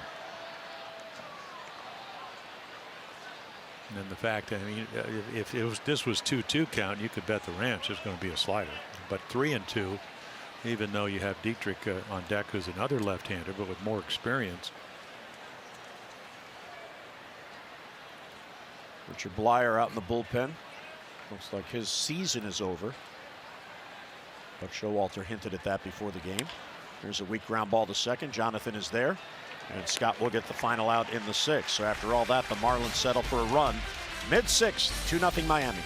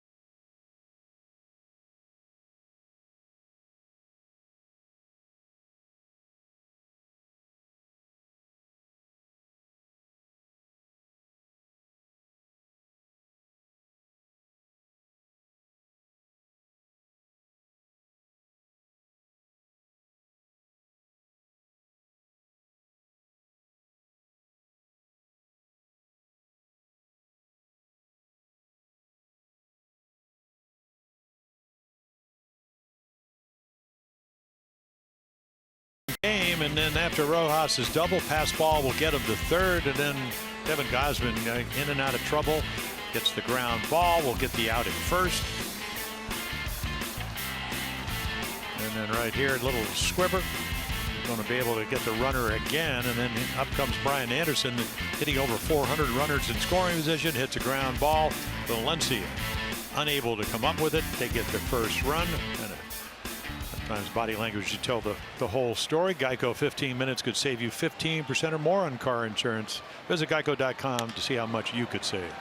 And there's a comebacker off the bat of Mark Trumbo. So 1 pitch, 1 down in the Orioles' 6th inning. Well, not a lot of high hittable pitches. And there's Rivera at third. He pinch ran for Rojas. Rojas getting hit on the left hand and then looked like to carry him off the face. So well, Reyna just doing his thing. You know, a lot of strikes, a lot of ground balls, a lot of movement, occasional breaking ball and changeup. And then anytime you get a 2-0 lead, it takes a little bit of the pressure off because nothing really happens till you get a guy on.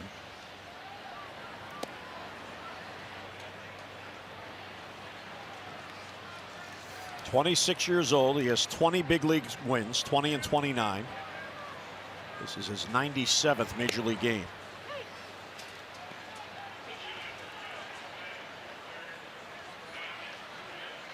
I think Pedro, I mean, he hasn't seen many fastballs to hit, and Urena's actually given him some tonight.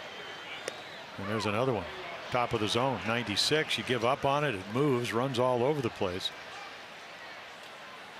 Right here, I mean, it's just a high target. That's exactly, I mean, it's pretty much belt high now. Not a lot of high pitches have been called because he's stayed down in the zone pretty much all night long. Another two quick outs. Game of momentum. Come on the road. You know, as we mentioned, the Orioles play better at home, but you're 10 and 21. It's nothing to rave about. And they've also lost 9 in a row at home. Yeah, well, that's a whole nother story.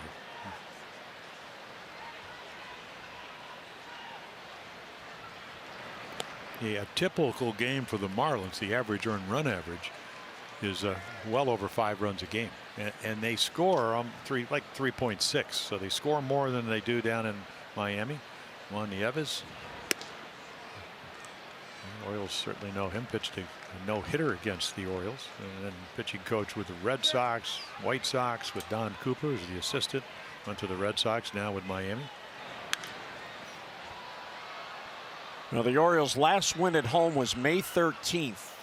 That 4-game weekend series against Tampa. They won Friday, split the doubleheader Saturday, then won on Sunday, and then it all began to turn in the Philly series. Following the rain out, they lost the day game.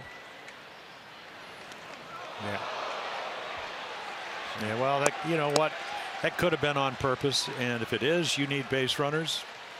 You know, Gausman wasn't trying to hit him, but I mean, he hadn't been close to anybody today. So he just turns around and, okay, you know, you never know.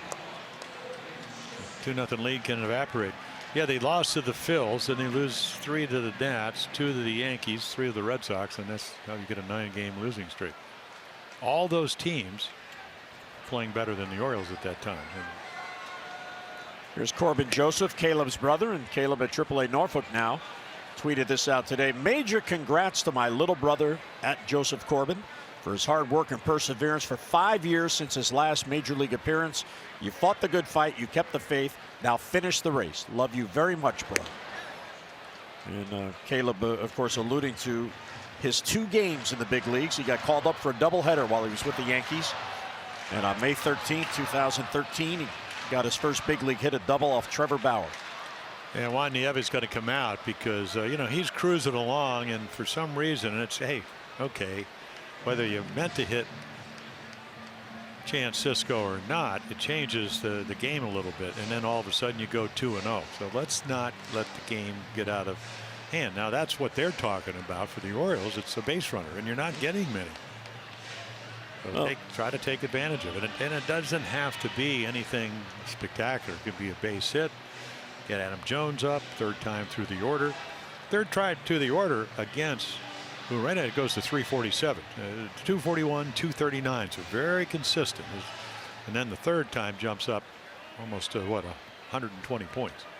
Well, he has now hit 8 batters, so he does that quite a bit. And that's the 10th time that Chance Sisco has been hit by a pitch. He has been hit the 3rd most times in the American League. Well, usually it's on a ball that's close to the plate. That ball wasn't even close to being to the plate. Right at his hip. Yeah, right. right after his third baseman was plunked. And a borderline pitch for a called strike. What's interesting about the Joseph brothers, Caleb and Corbin, they were drafted in the same year. Corbin out of high school in 2008, 4th round to the Yankees, and then Caleb came to the Orioles in the 7th round. There's a bouncer to third out of college. And Corbin is out on the 5-3, and that'll do it. So a hit batter and one left through 6, 2-0 Marlins.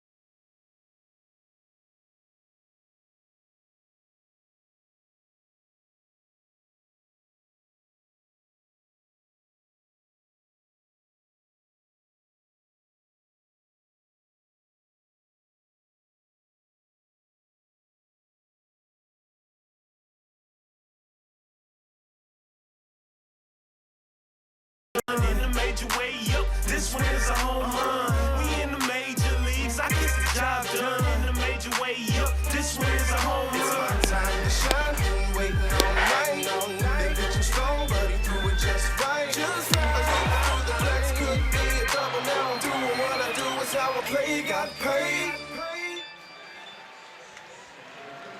Now back here at Camden Yards, 2-0 game with the Marlins in front. The Orioles have just one base hit of the right-hander Jose Arena. Go O's, absolutely. So we go to the 7th. Ball hit towards Manny, backhanded nicely. And a perfect throw and one away. Yeah, Tanner Scott comes in, and it's, you know, when you come out of the bullpen with runners on, it's a difficult job, but inherited runners. What's the number? I did a nice job.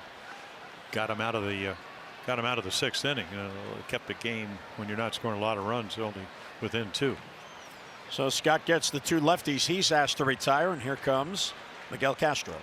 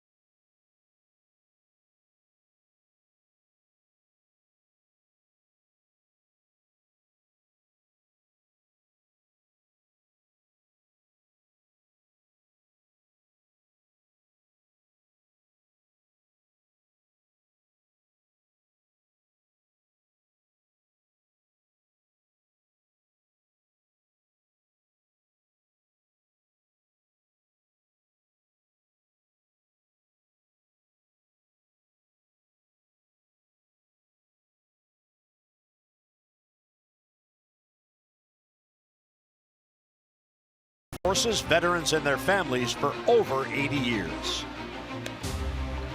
Oriole bird, patriotic. Yesterday was Flag Day.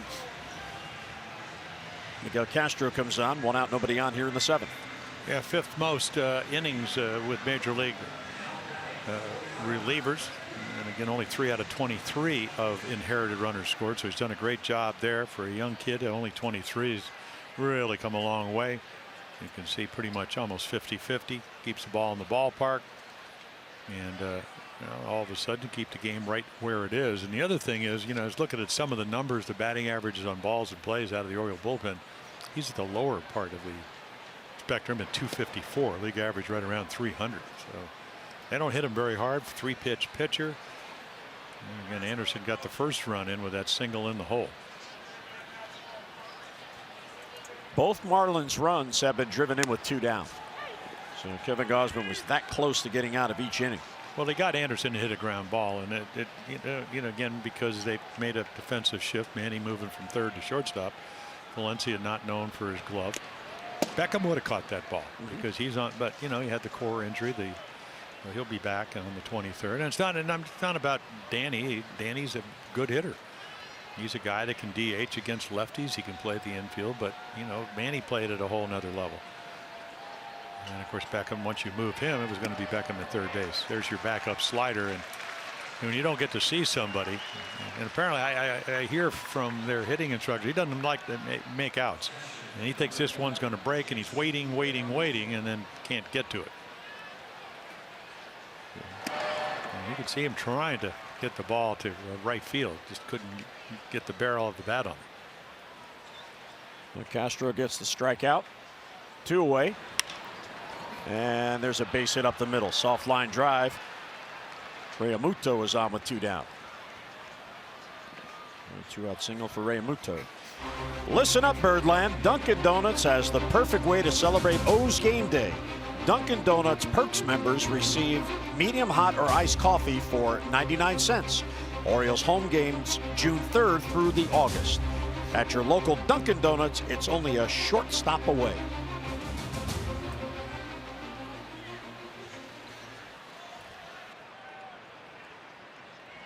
Now here's Justin Bohr, the cleanup hitter.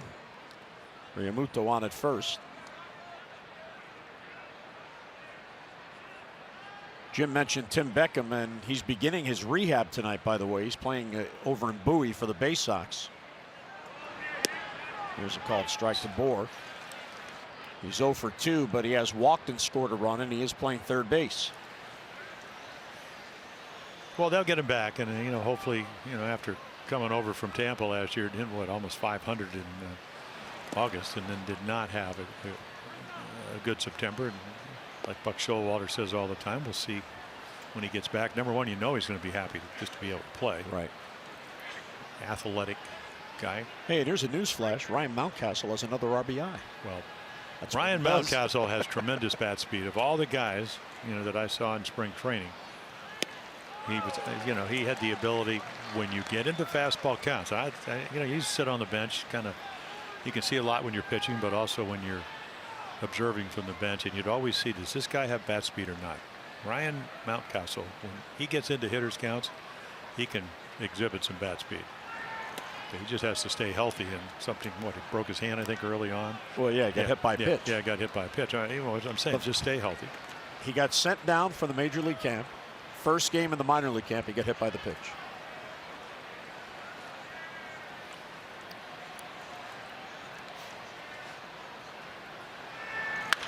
Lined and right off the glove of Machado. And Realmuto's going to make it to third. Yeah, missile. I mean, you got it. You got the defense. Bohr pretty much a pull hitter. I don't know how we'll score that, but again, I mean, looks like it's almost 111 miles per hour. I don't know if it knuckled. So take a look right here. I mean, right there, that ball must be knuckling. And again, it's kind of right at your face. Jim Henneman says E6. Yep. Well, did win 2 Gold Gloves at third, so I guess Jim back scoring tonight. Ran into him in the hallway in the press room. But that's usually a catchable ball. Not an easy play because of it moved. You could just see his face that the ball was knuckling. And Realmuto, good base running, gets to third. Wild swing and a miss by Castro.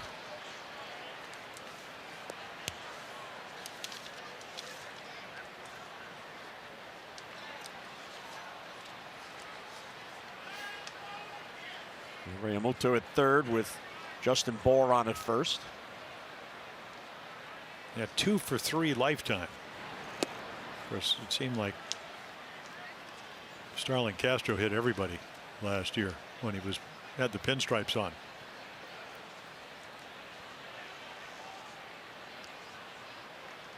Of course, Miguel did pitch some for the Colorado Rockies when both he and Castro were in the National League.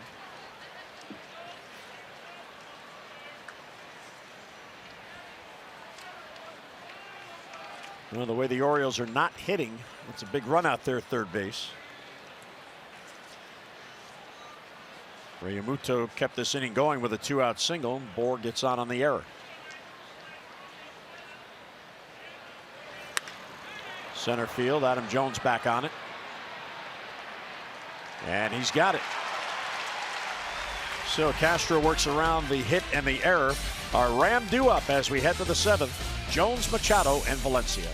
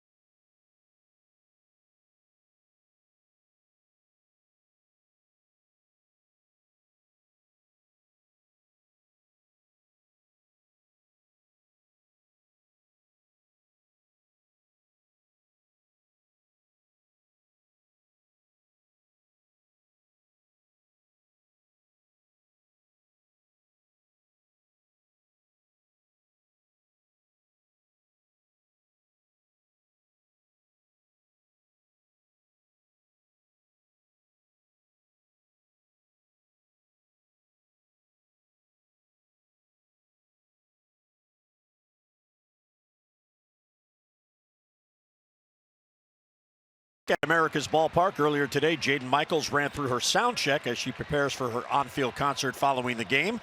Michaels is an accomplished songwriter. She's collaborated with some of pop music's biggest stars, including Jennifer Lopez and Robin Thicke. And we asked her what it's like getting the opportunity to perform her own songs before the baseball crowd.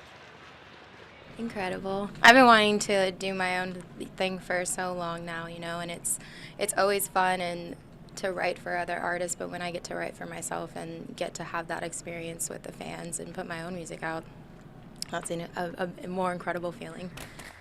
Fireworks and music at America's Ballpark. For more information, just go to Orioles.com/music.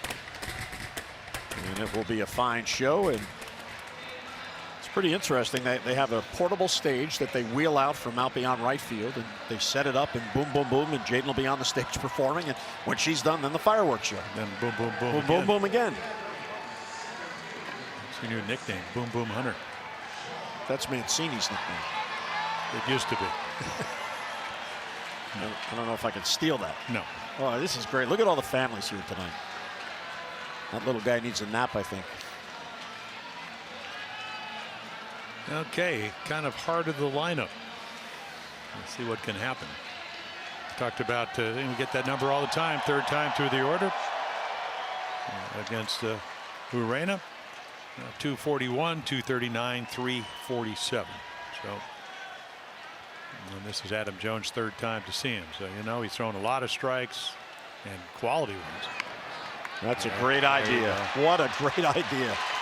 Well, maybe they don't have advanced scouting. That's the one thing Adam will do. It's such a smart play. They give it to you, and of course you got to be able to do it. I mean, a little high slider. Yeah, well, I mean, that's part of the deal. You know, I still remember back in, you know, when Robbie Alomar on his way to Cooperstown stopped for the Orioles for what, 3-4 years, every afternoon at home, come out and work. You know, somehow to get on base. You're down by 2 runs now. All of a sudden, now you get Manny to get to see Urena for the 3rd time. And here's your home run guy with 18 and 50 RBIs. And he hit the ball hard the last time, but it was right at Riddle, the shortstop. He turned it into a double play.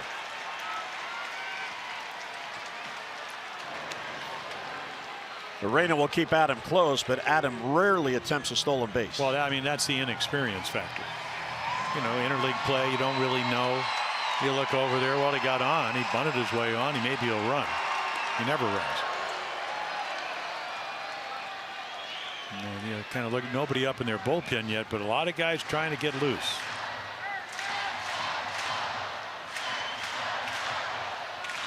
Stretching and doing the windmills and rubber bands and waiting for the phone to ring. Yep. Well, get online, Orioles.com, vote orange, and yes, send Mr. Machado to the All-Star game. He is the leading shortstop. They announced the first vote earlier this week. So Oriole fans, get on that computer and get voting. Orioles.com/vote orange. And the patient take there, 2-1. Yeah, very few pitches out over the plate. And of course, that's where most guys like to get their arms extended. That's where the long ball comes into play. But now all of a sudden, boy, I mean, you've seen the movement. You've seen whether he'll, you know, pitch backwards. In other words, in these counts, he'll throw. You know, he did. There's a changeup. It's hard almost, you know, a lot of guys would love to have 90 miles per hour as their fastball. And again, it's just not that much off his fastball, but there is a difference. 2-2 on Machado. Clutch numbers late in games for Manny. Hard hit ball, base hit left field. So here come the O's. First and second with nobody down. The tying runs are on. And what he's going to force Don Mattingly, who manages the Marlins, to do is think about, okay, where do we go in the bullpen? You know, doesn't really get it in. And again, you get to see, what, 5 pitches? And there you go. And it all was set up by a leadoff bunt base hit by Adam Jones. Doesn't take it much when somehow the Oriole pitching staff has kept the Marlins to only 2 runs. Orioles have only 3 hits, and 2 of them have come back-to-back here. So Realmuto has to go to the mound to change the signs. And there's Juan runner Nieves. at second base. Juan Nieves getting on the bullpen, and let's see. He got a lot of choices there. Bullpen. Yeah, Zach Britton made his debut from the Achilles injury on Tuesday night. So here's Valencia, home run threat.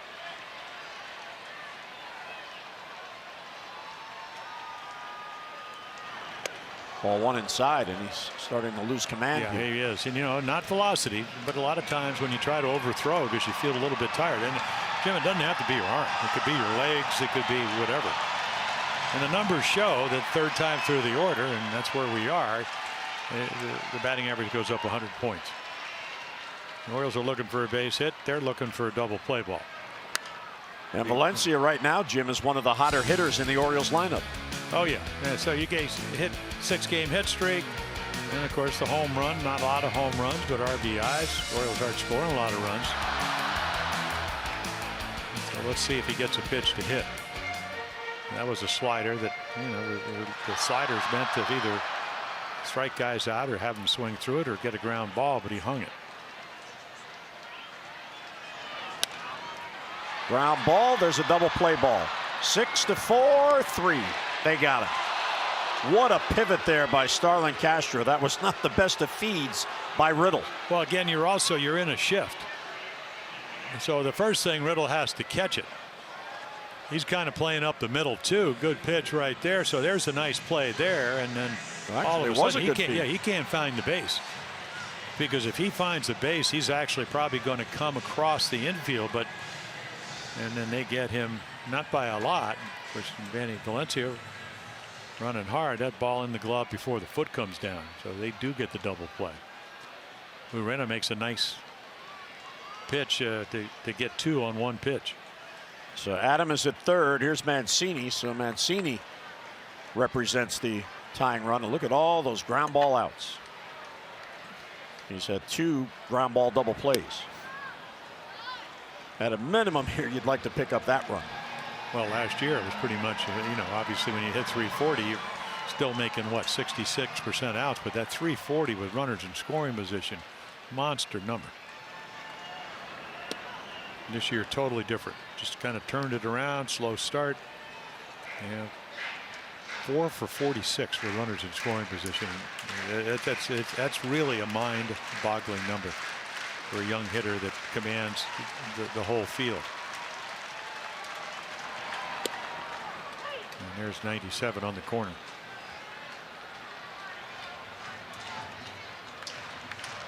Reyna looking for his second win of the year, his only win June 5th at St. Louis. And he had an interesting start to his season. And finally got that win 2 starts ago. He's 1-8 in 14 starts, despite the fact he's thrown 6 quality starts, and in those starts, Juan Nieves has seen his right-hander go 0-4 with 2 no decisions. Yeah, in the game that he won, he didn't really pitch very well. And he strikes out Mancini, and that'll end the inning. So 2 hits and 1 left through 7, 2-0 Miami.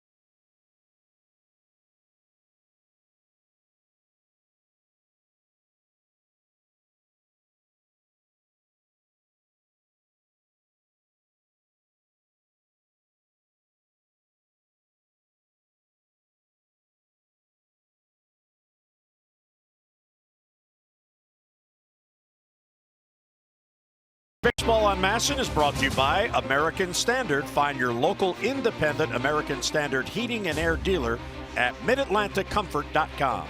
And by Ocean City. There's no end to the fun you'll have in Ocean City. Plan your trip today at OCOcean.com. That's OCOcean.com. Oh, the light rail. Yeah, Zach Britton will come in, second appearance, December 18th, running out in California, training for the season. The Achilles tear, had it repaired early December, came back. Not exactly had his greatest command, talking about how the adrenaline was running and whatever, walked 3, didn't give up a run. So coming into not in a closed situation, but to keep the score exactly the way it is, with the Marlins leading by 2. He'll face JT Riddle to lead off. Brinson and Rivera will follow. Riddle got the rally going in the 6th with a 2-out single, and he scored on the Brinson triple. Yeah, it's kind of amazing. 2 outs. All you do is hit the ball back up the middle, and hit it sharply enough, and the next thing you know, Brinson hits a ball up the gap. All of a sudden, 1-0 becomes 2-0. So again, pretty good velocity the other night against the Red Sox. 93-94, as that pitch was. He faced 5 batters in a scoreless inning and somehow worked around 3 walks.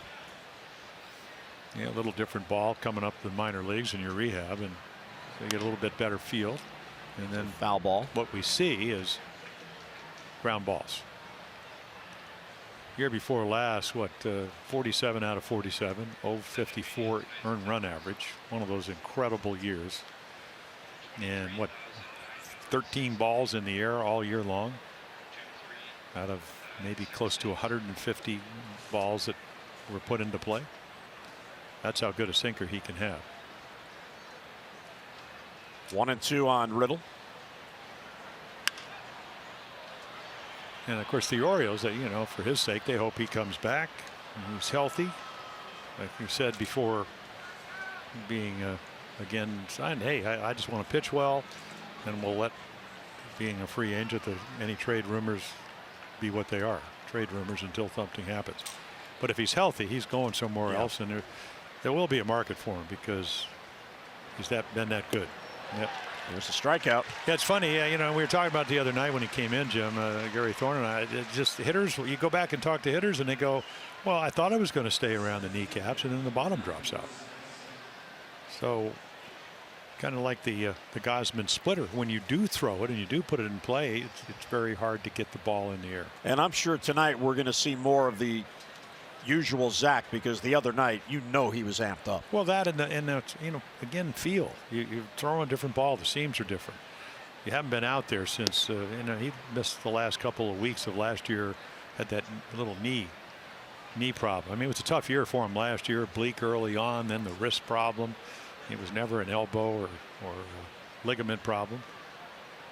So he just comes back, and he was able to work on the breaking ball a little bit more in the rehab, something he doesn't do a lot. But for him, it's always been, okay, where do I release it? It's such a visual game, I think, when you pitch. If it's a big curveball, okay, do I throw it off catcher's right or left shoulder? Where do I start the sinker? And to be able to do that, I have to be out there. Got to get my innings. Okay, like that. I mean, that ball's up a little bit, but still runs right to the corner.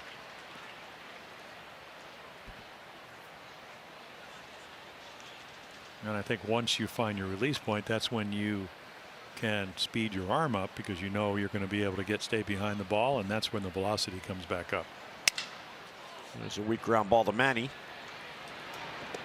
Nice scoop by Corbin Joseph on the back end, 2 down. So Brinson is retired. The Orioles take on the Mariners. Some afternoon baseball on Thursday, June 28th at 3:05 p.m. And a special ticket package is available for purchase for fans 60 and over. It includes a lower level or a club level ticket in the shade and an Orioles umbrella. Now, the ticket packages are limited, and the umbrellas are only available through the special offer. So here's what you do. Go online, Orioles.com/seniors, and get your ticket package today. The surprising Seattle Mariners. Yeah, Red Sox left here and went out there. Price beat Felix Hernandez 2-1. And Bogarts hit a home run. Yeah, it's funny. I was reading the Boston Globe this morning. Alex Cora, who is the manager of the Red Sox, he said, as bad as he looked the first 2 times up, I was just hoping he was going to make contact. Next thing you know, he did. He did. He's already had as many home runs as he had all last year because he's healthy. Hurt his wrist last year. So, but the Mariners, now all of a sudden you get the Red Sox with the most wins really in baseball. All of a sudden they're in your home park. You see the best of the East, even though the Yankees are right with them. Rivera fouls it off. This is his first at bat. He pinch ran for Miguel Rojas, who left the game after he was hit by a pitch. That was the final batter for Kevin Gausman. And we haven't had a report on The x-rays on Rivera, but I'm sure they did take him for x-rays because he was removed immediately. Yeah, well, you're certainly hoping it's not a broken hand, and with the DL now 10 days, even sometimes if it's not that, I mean, there's a Zach Britton sinker right there. I think it's going to be a strike, disappears.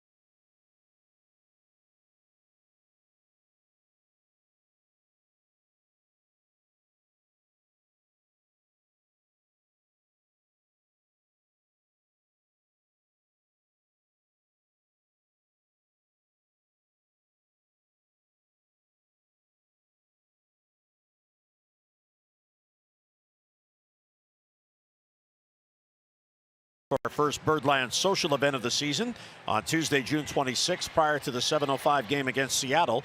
Special ticket packages to this exclusive pregame party on the center field roof deck include a Richard Blyer emoji t-shirt plus a Q&A with the Orioles reliever. For tickets, Orioles.com/BirdlandSocial.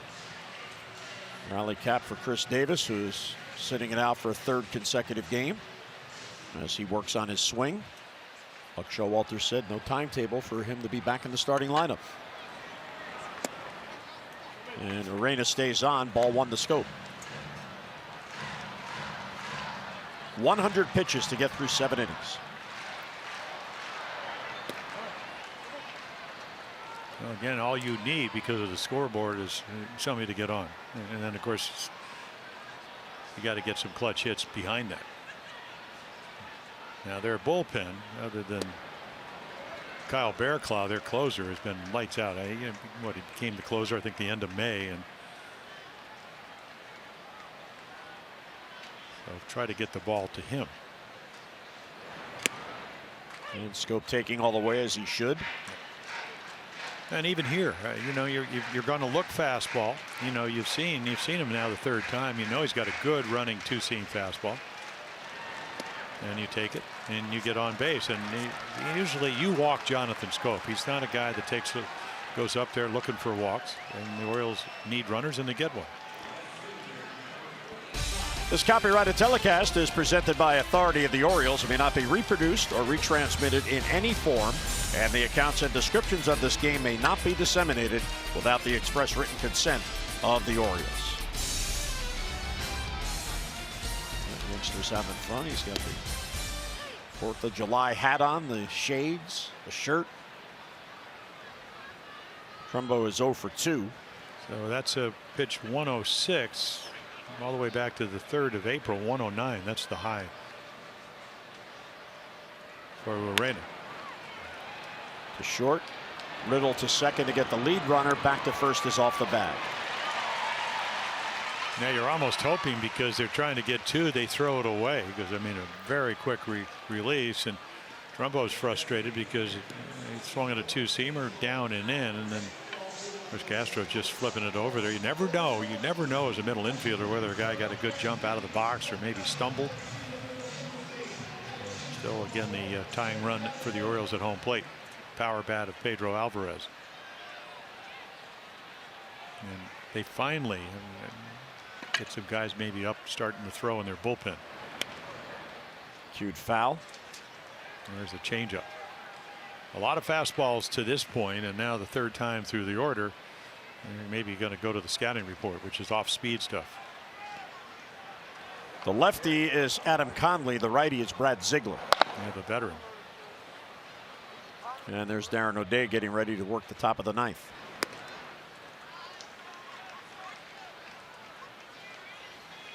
Yeah, beautiful night to pitch, as you mentioned. What was that? A Chamber of Commerce night? Chamber of Commerce. So again, there's not much humidity. I think the high today was in maybe low 80s. But I mean, idyllic.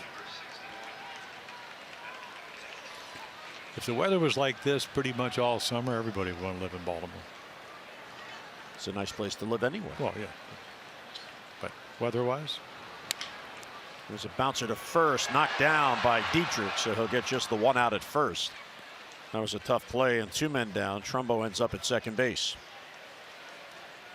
So here's a look at the upcoming schedule. The LifeBridge Health Sports Medicine Institute turned to Cal's team for concussion and orthopedic care.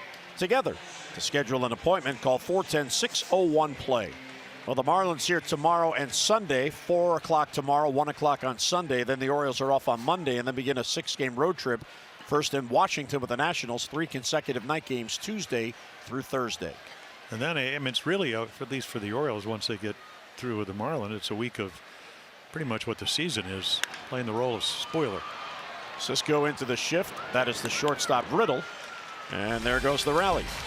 So walk a man left through 8. 2-0 Miami.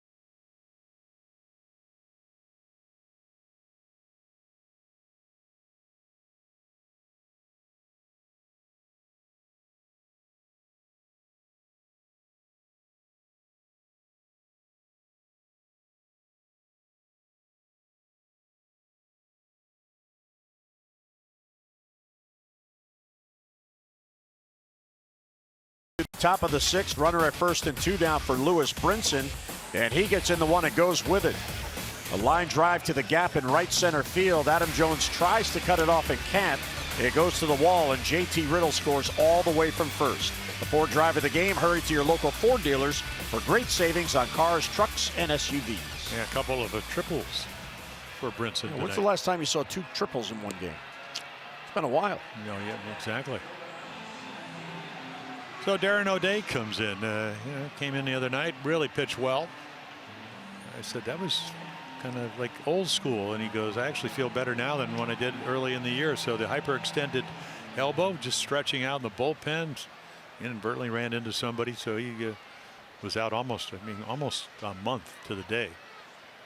And again, fly ball pitcher, but also a strikeout pitcher.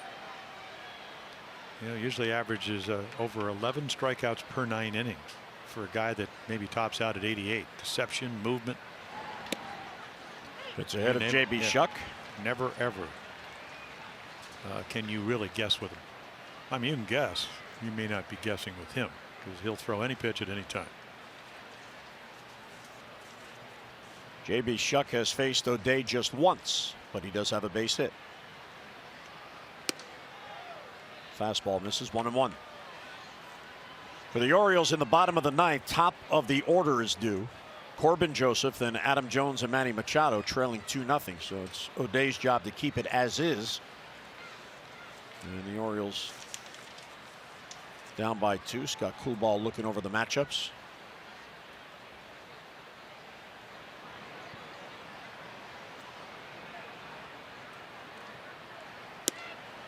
Shows bunt, takes a ball.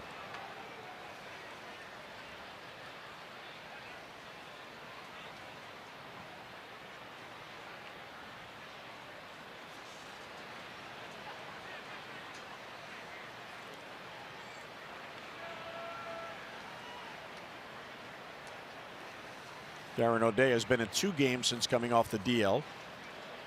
2 innings and no runs. That'll be in the crowd, out of play. And I think, what, 4 strikeouts? Yep. 2 strikeouts in Toronto last Sunday, and then 2 strikeouts against there's Bear Claw that Jim was talking about. Well, he hasn't given up a run in the last 15 games, and so that's why they move him to the bullpen. And so Reyna's night appears to be over. He's looking for a 2nd win of the year, and they're looking for some more runs here against Darren. This one's playable. Manny and Valencia. Machado calls, and he will make the catch. Fair territory. 1 down. And 1 away here in the 9th. The Orioles are proud to join Johns Hopkins, the University of Maryland, and other corporate leaders to support Baltimore City's Youth Works program, which seeks to provide as many as 12,000 Baltimore City youth with summer employment. To donate, visit BaltimoreCityFoundation.org and choose Mayor's Office of Employment Development Youth Works. And to learn more, visit youthworks.oedworks.com. Here's Derek Dietrich.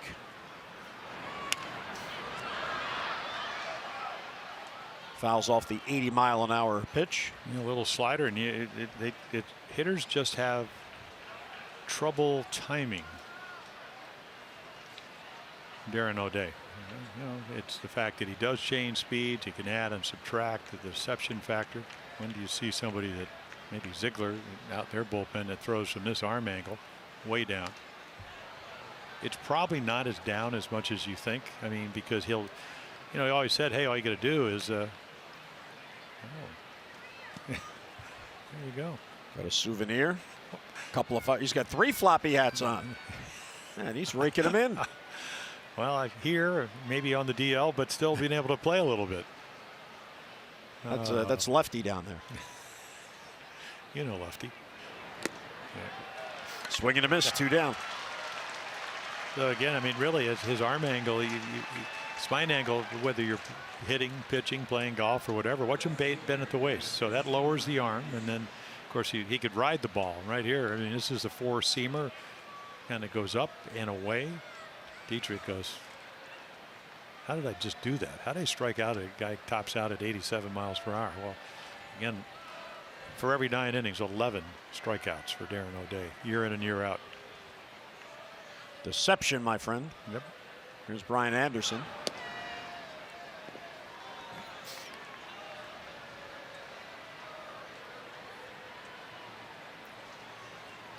Yeah, he was described when I was talking to Frank Menachino. He said, he goes, a perfectionist.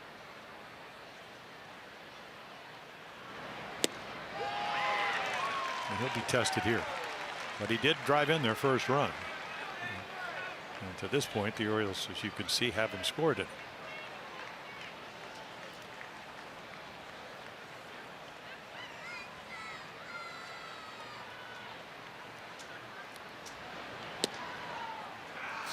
And 2-1.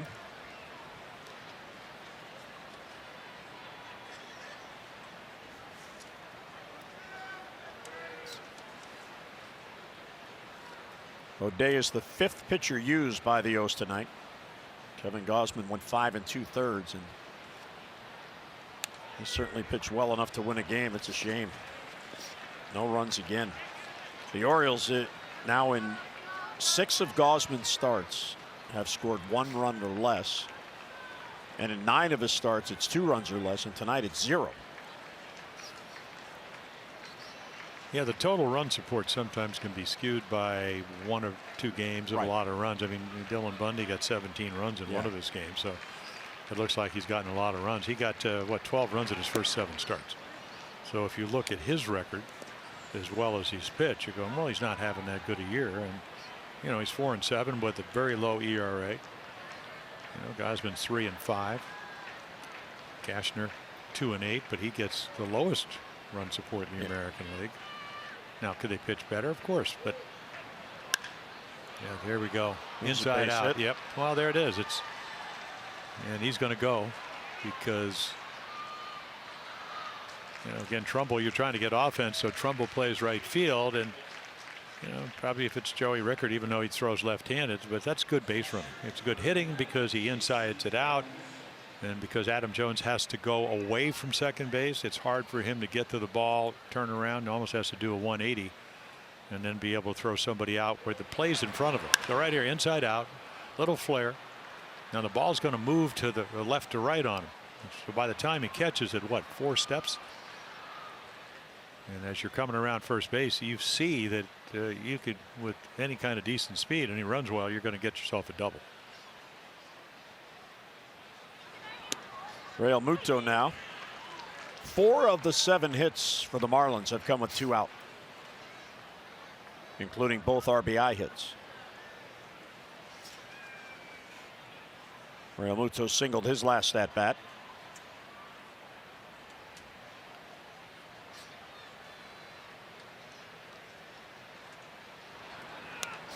Wow. Yeah, there's a little bit of a mistake, kind of a slider that stays in, and oh, look at the moon behind the ballpark. Where's Barry Levinson when we need him? This looks like a movie scene. Moonstruck. Well, that's not Barry Levinson. No, I know, but that's my favorite moon movie. Oh, yeah. Bella Luna. Bella Luna. Poke to right field. This is trouble for Trumbo, and he runs it down. Nicely done, and that'll do it. So 1 out, or 2 out double, a man left. We head to the bottom of the 9th. Last chance for the O's.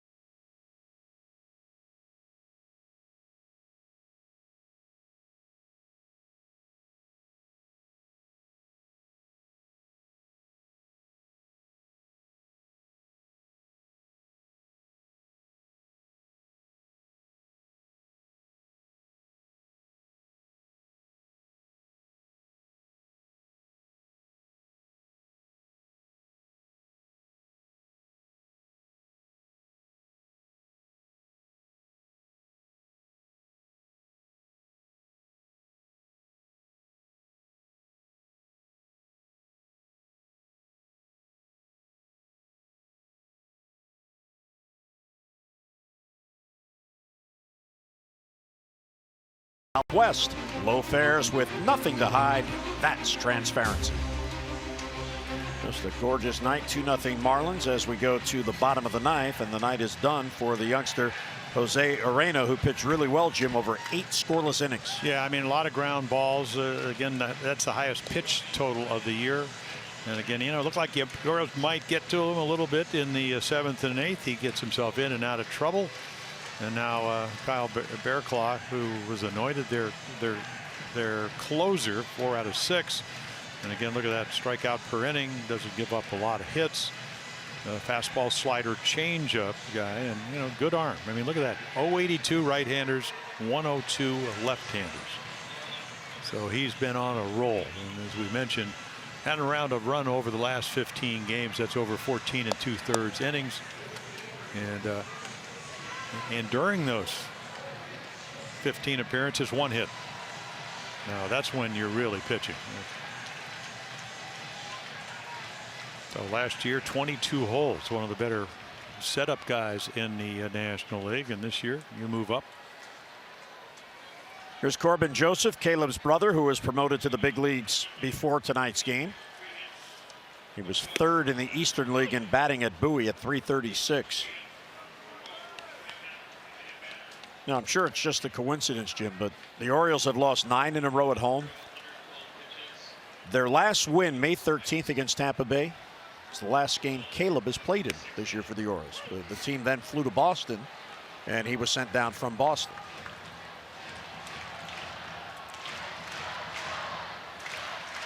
Both Caleb and Corbin drafted in 2008. Corbin to the Yankees out of high school, and Caleb, of course, to the Orioles out of college. Check swing, and he's down on strikes. Yeah, there's the changeup. So again, I mean, 93 slider and then a great changeup to a young hitter just back in the big leagues. Quality pitches with 2 strikes. And again, you know, hadn't seen these guys. You can watch them on film. They can tell you that what he throws, but until you're up there. And then again, this guy's given up 1 hit in his last 15 innings. Here's Adam Jones. Adam, a bunt single his last at bat. They got a rally going, but a double play ball squashed that. He also now has Rivera in tight, so that opens up a little more room on a ground ball.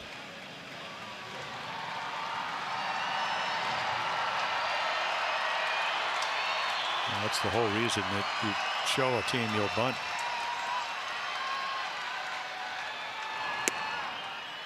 One and one. Bear Claws from Santa Clara, California, and he pitched in college at St. Mary's College of California.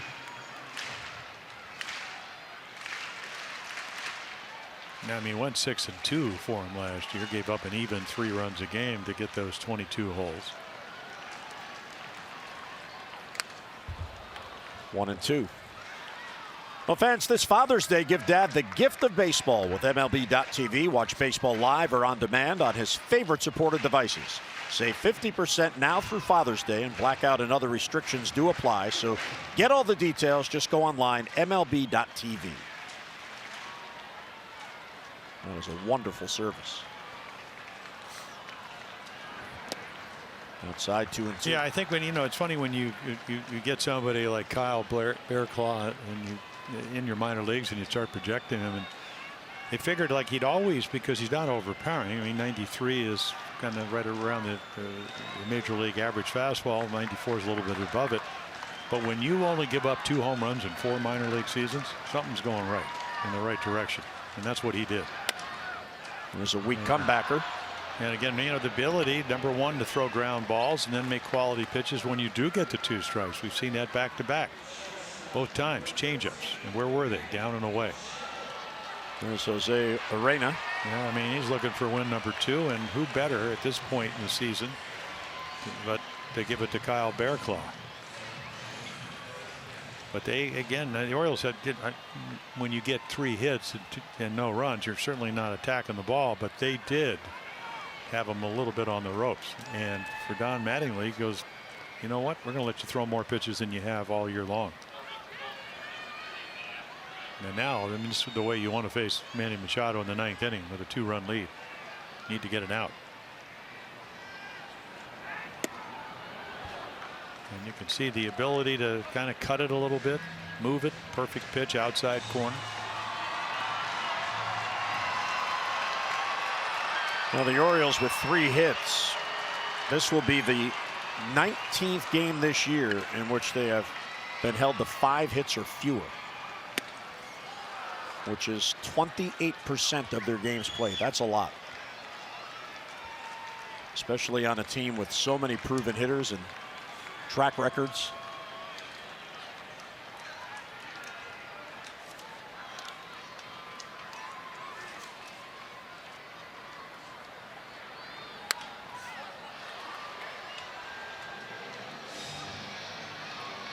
in the 7-game losing streak, which is an out away from throwing to 8. Including tonight, they've been outscored 42-16 in the last 8 games.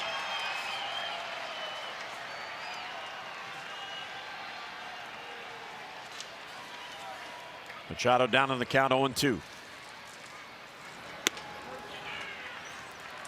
Yeah, the first one he's overthrown.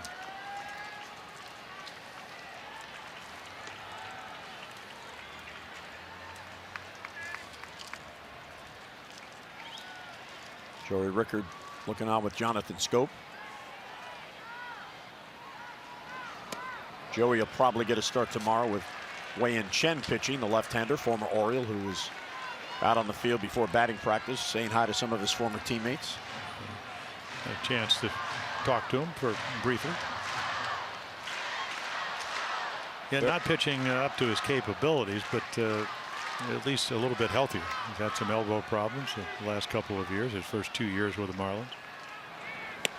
And he got him. And the Orioles dropped the opener of this 3-game series, and their losing streak is now 8 consecutive games, and their losing streak at home has grown to 10 consecutive games since their last win at Camden Yards on May 13th. Well, we hope you can join us tomorrow afternoon, daytime baseball. Wei-Yin Chen on the mound for the Marlins against Alex Cobb for the O's. Game 2 of the 3-game series. Our coverage on MASN 2 begins at 3:30 with O's Extra, presented by Southwest, and then game coverage at 4 o'clock. Tonight's telecast, a MASN presentation. And now for Jim Palmer and our entire hardworking crew, Jim Hunter saying so long from Camden Yards. Once again, our final score, the Marlins 2 and the Orioles nothing. Tom and Rick, O's Extra coming your way next. Have a great night, everybody. We'll see you tomorrow afternoon for the middle game in this 3-game series.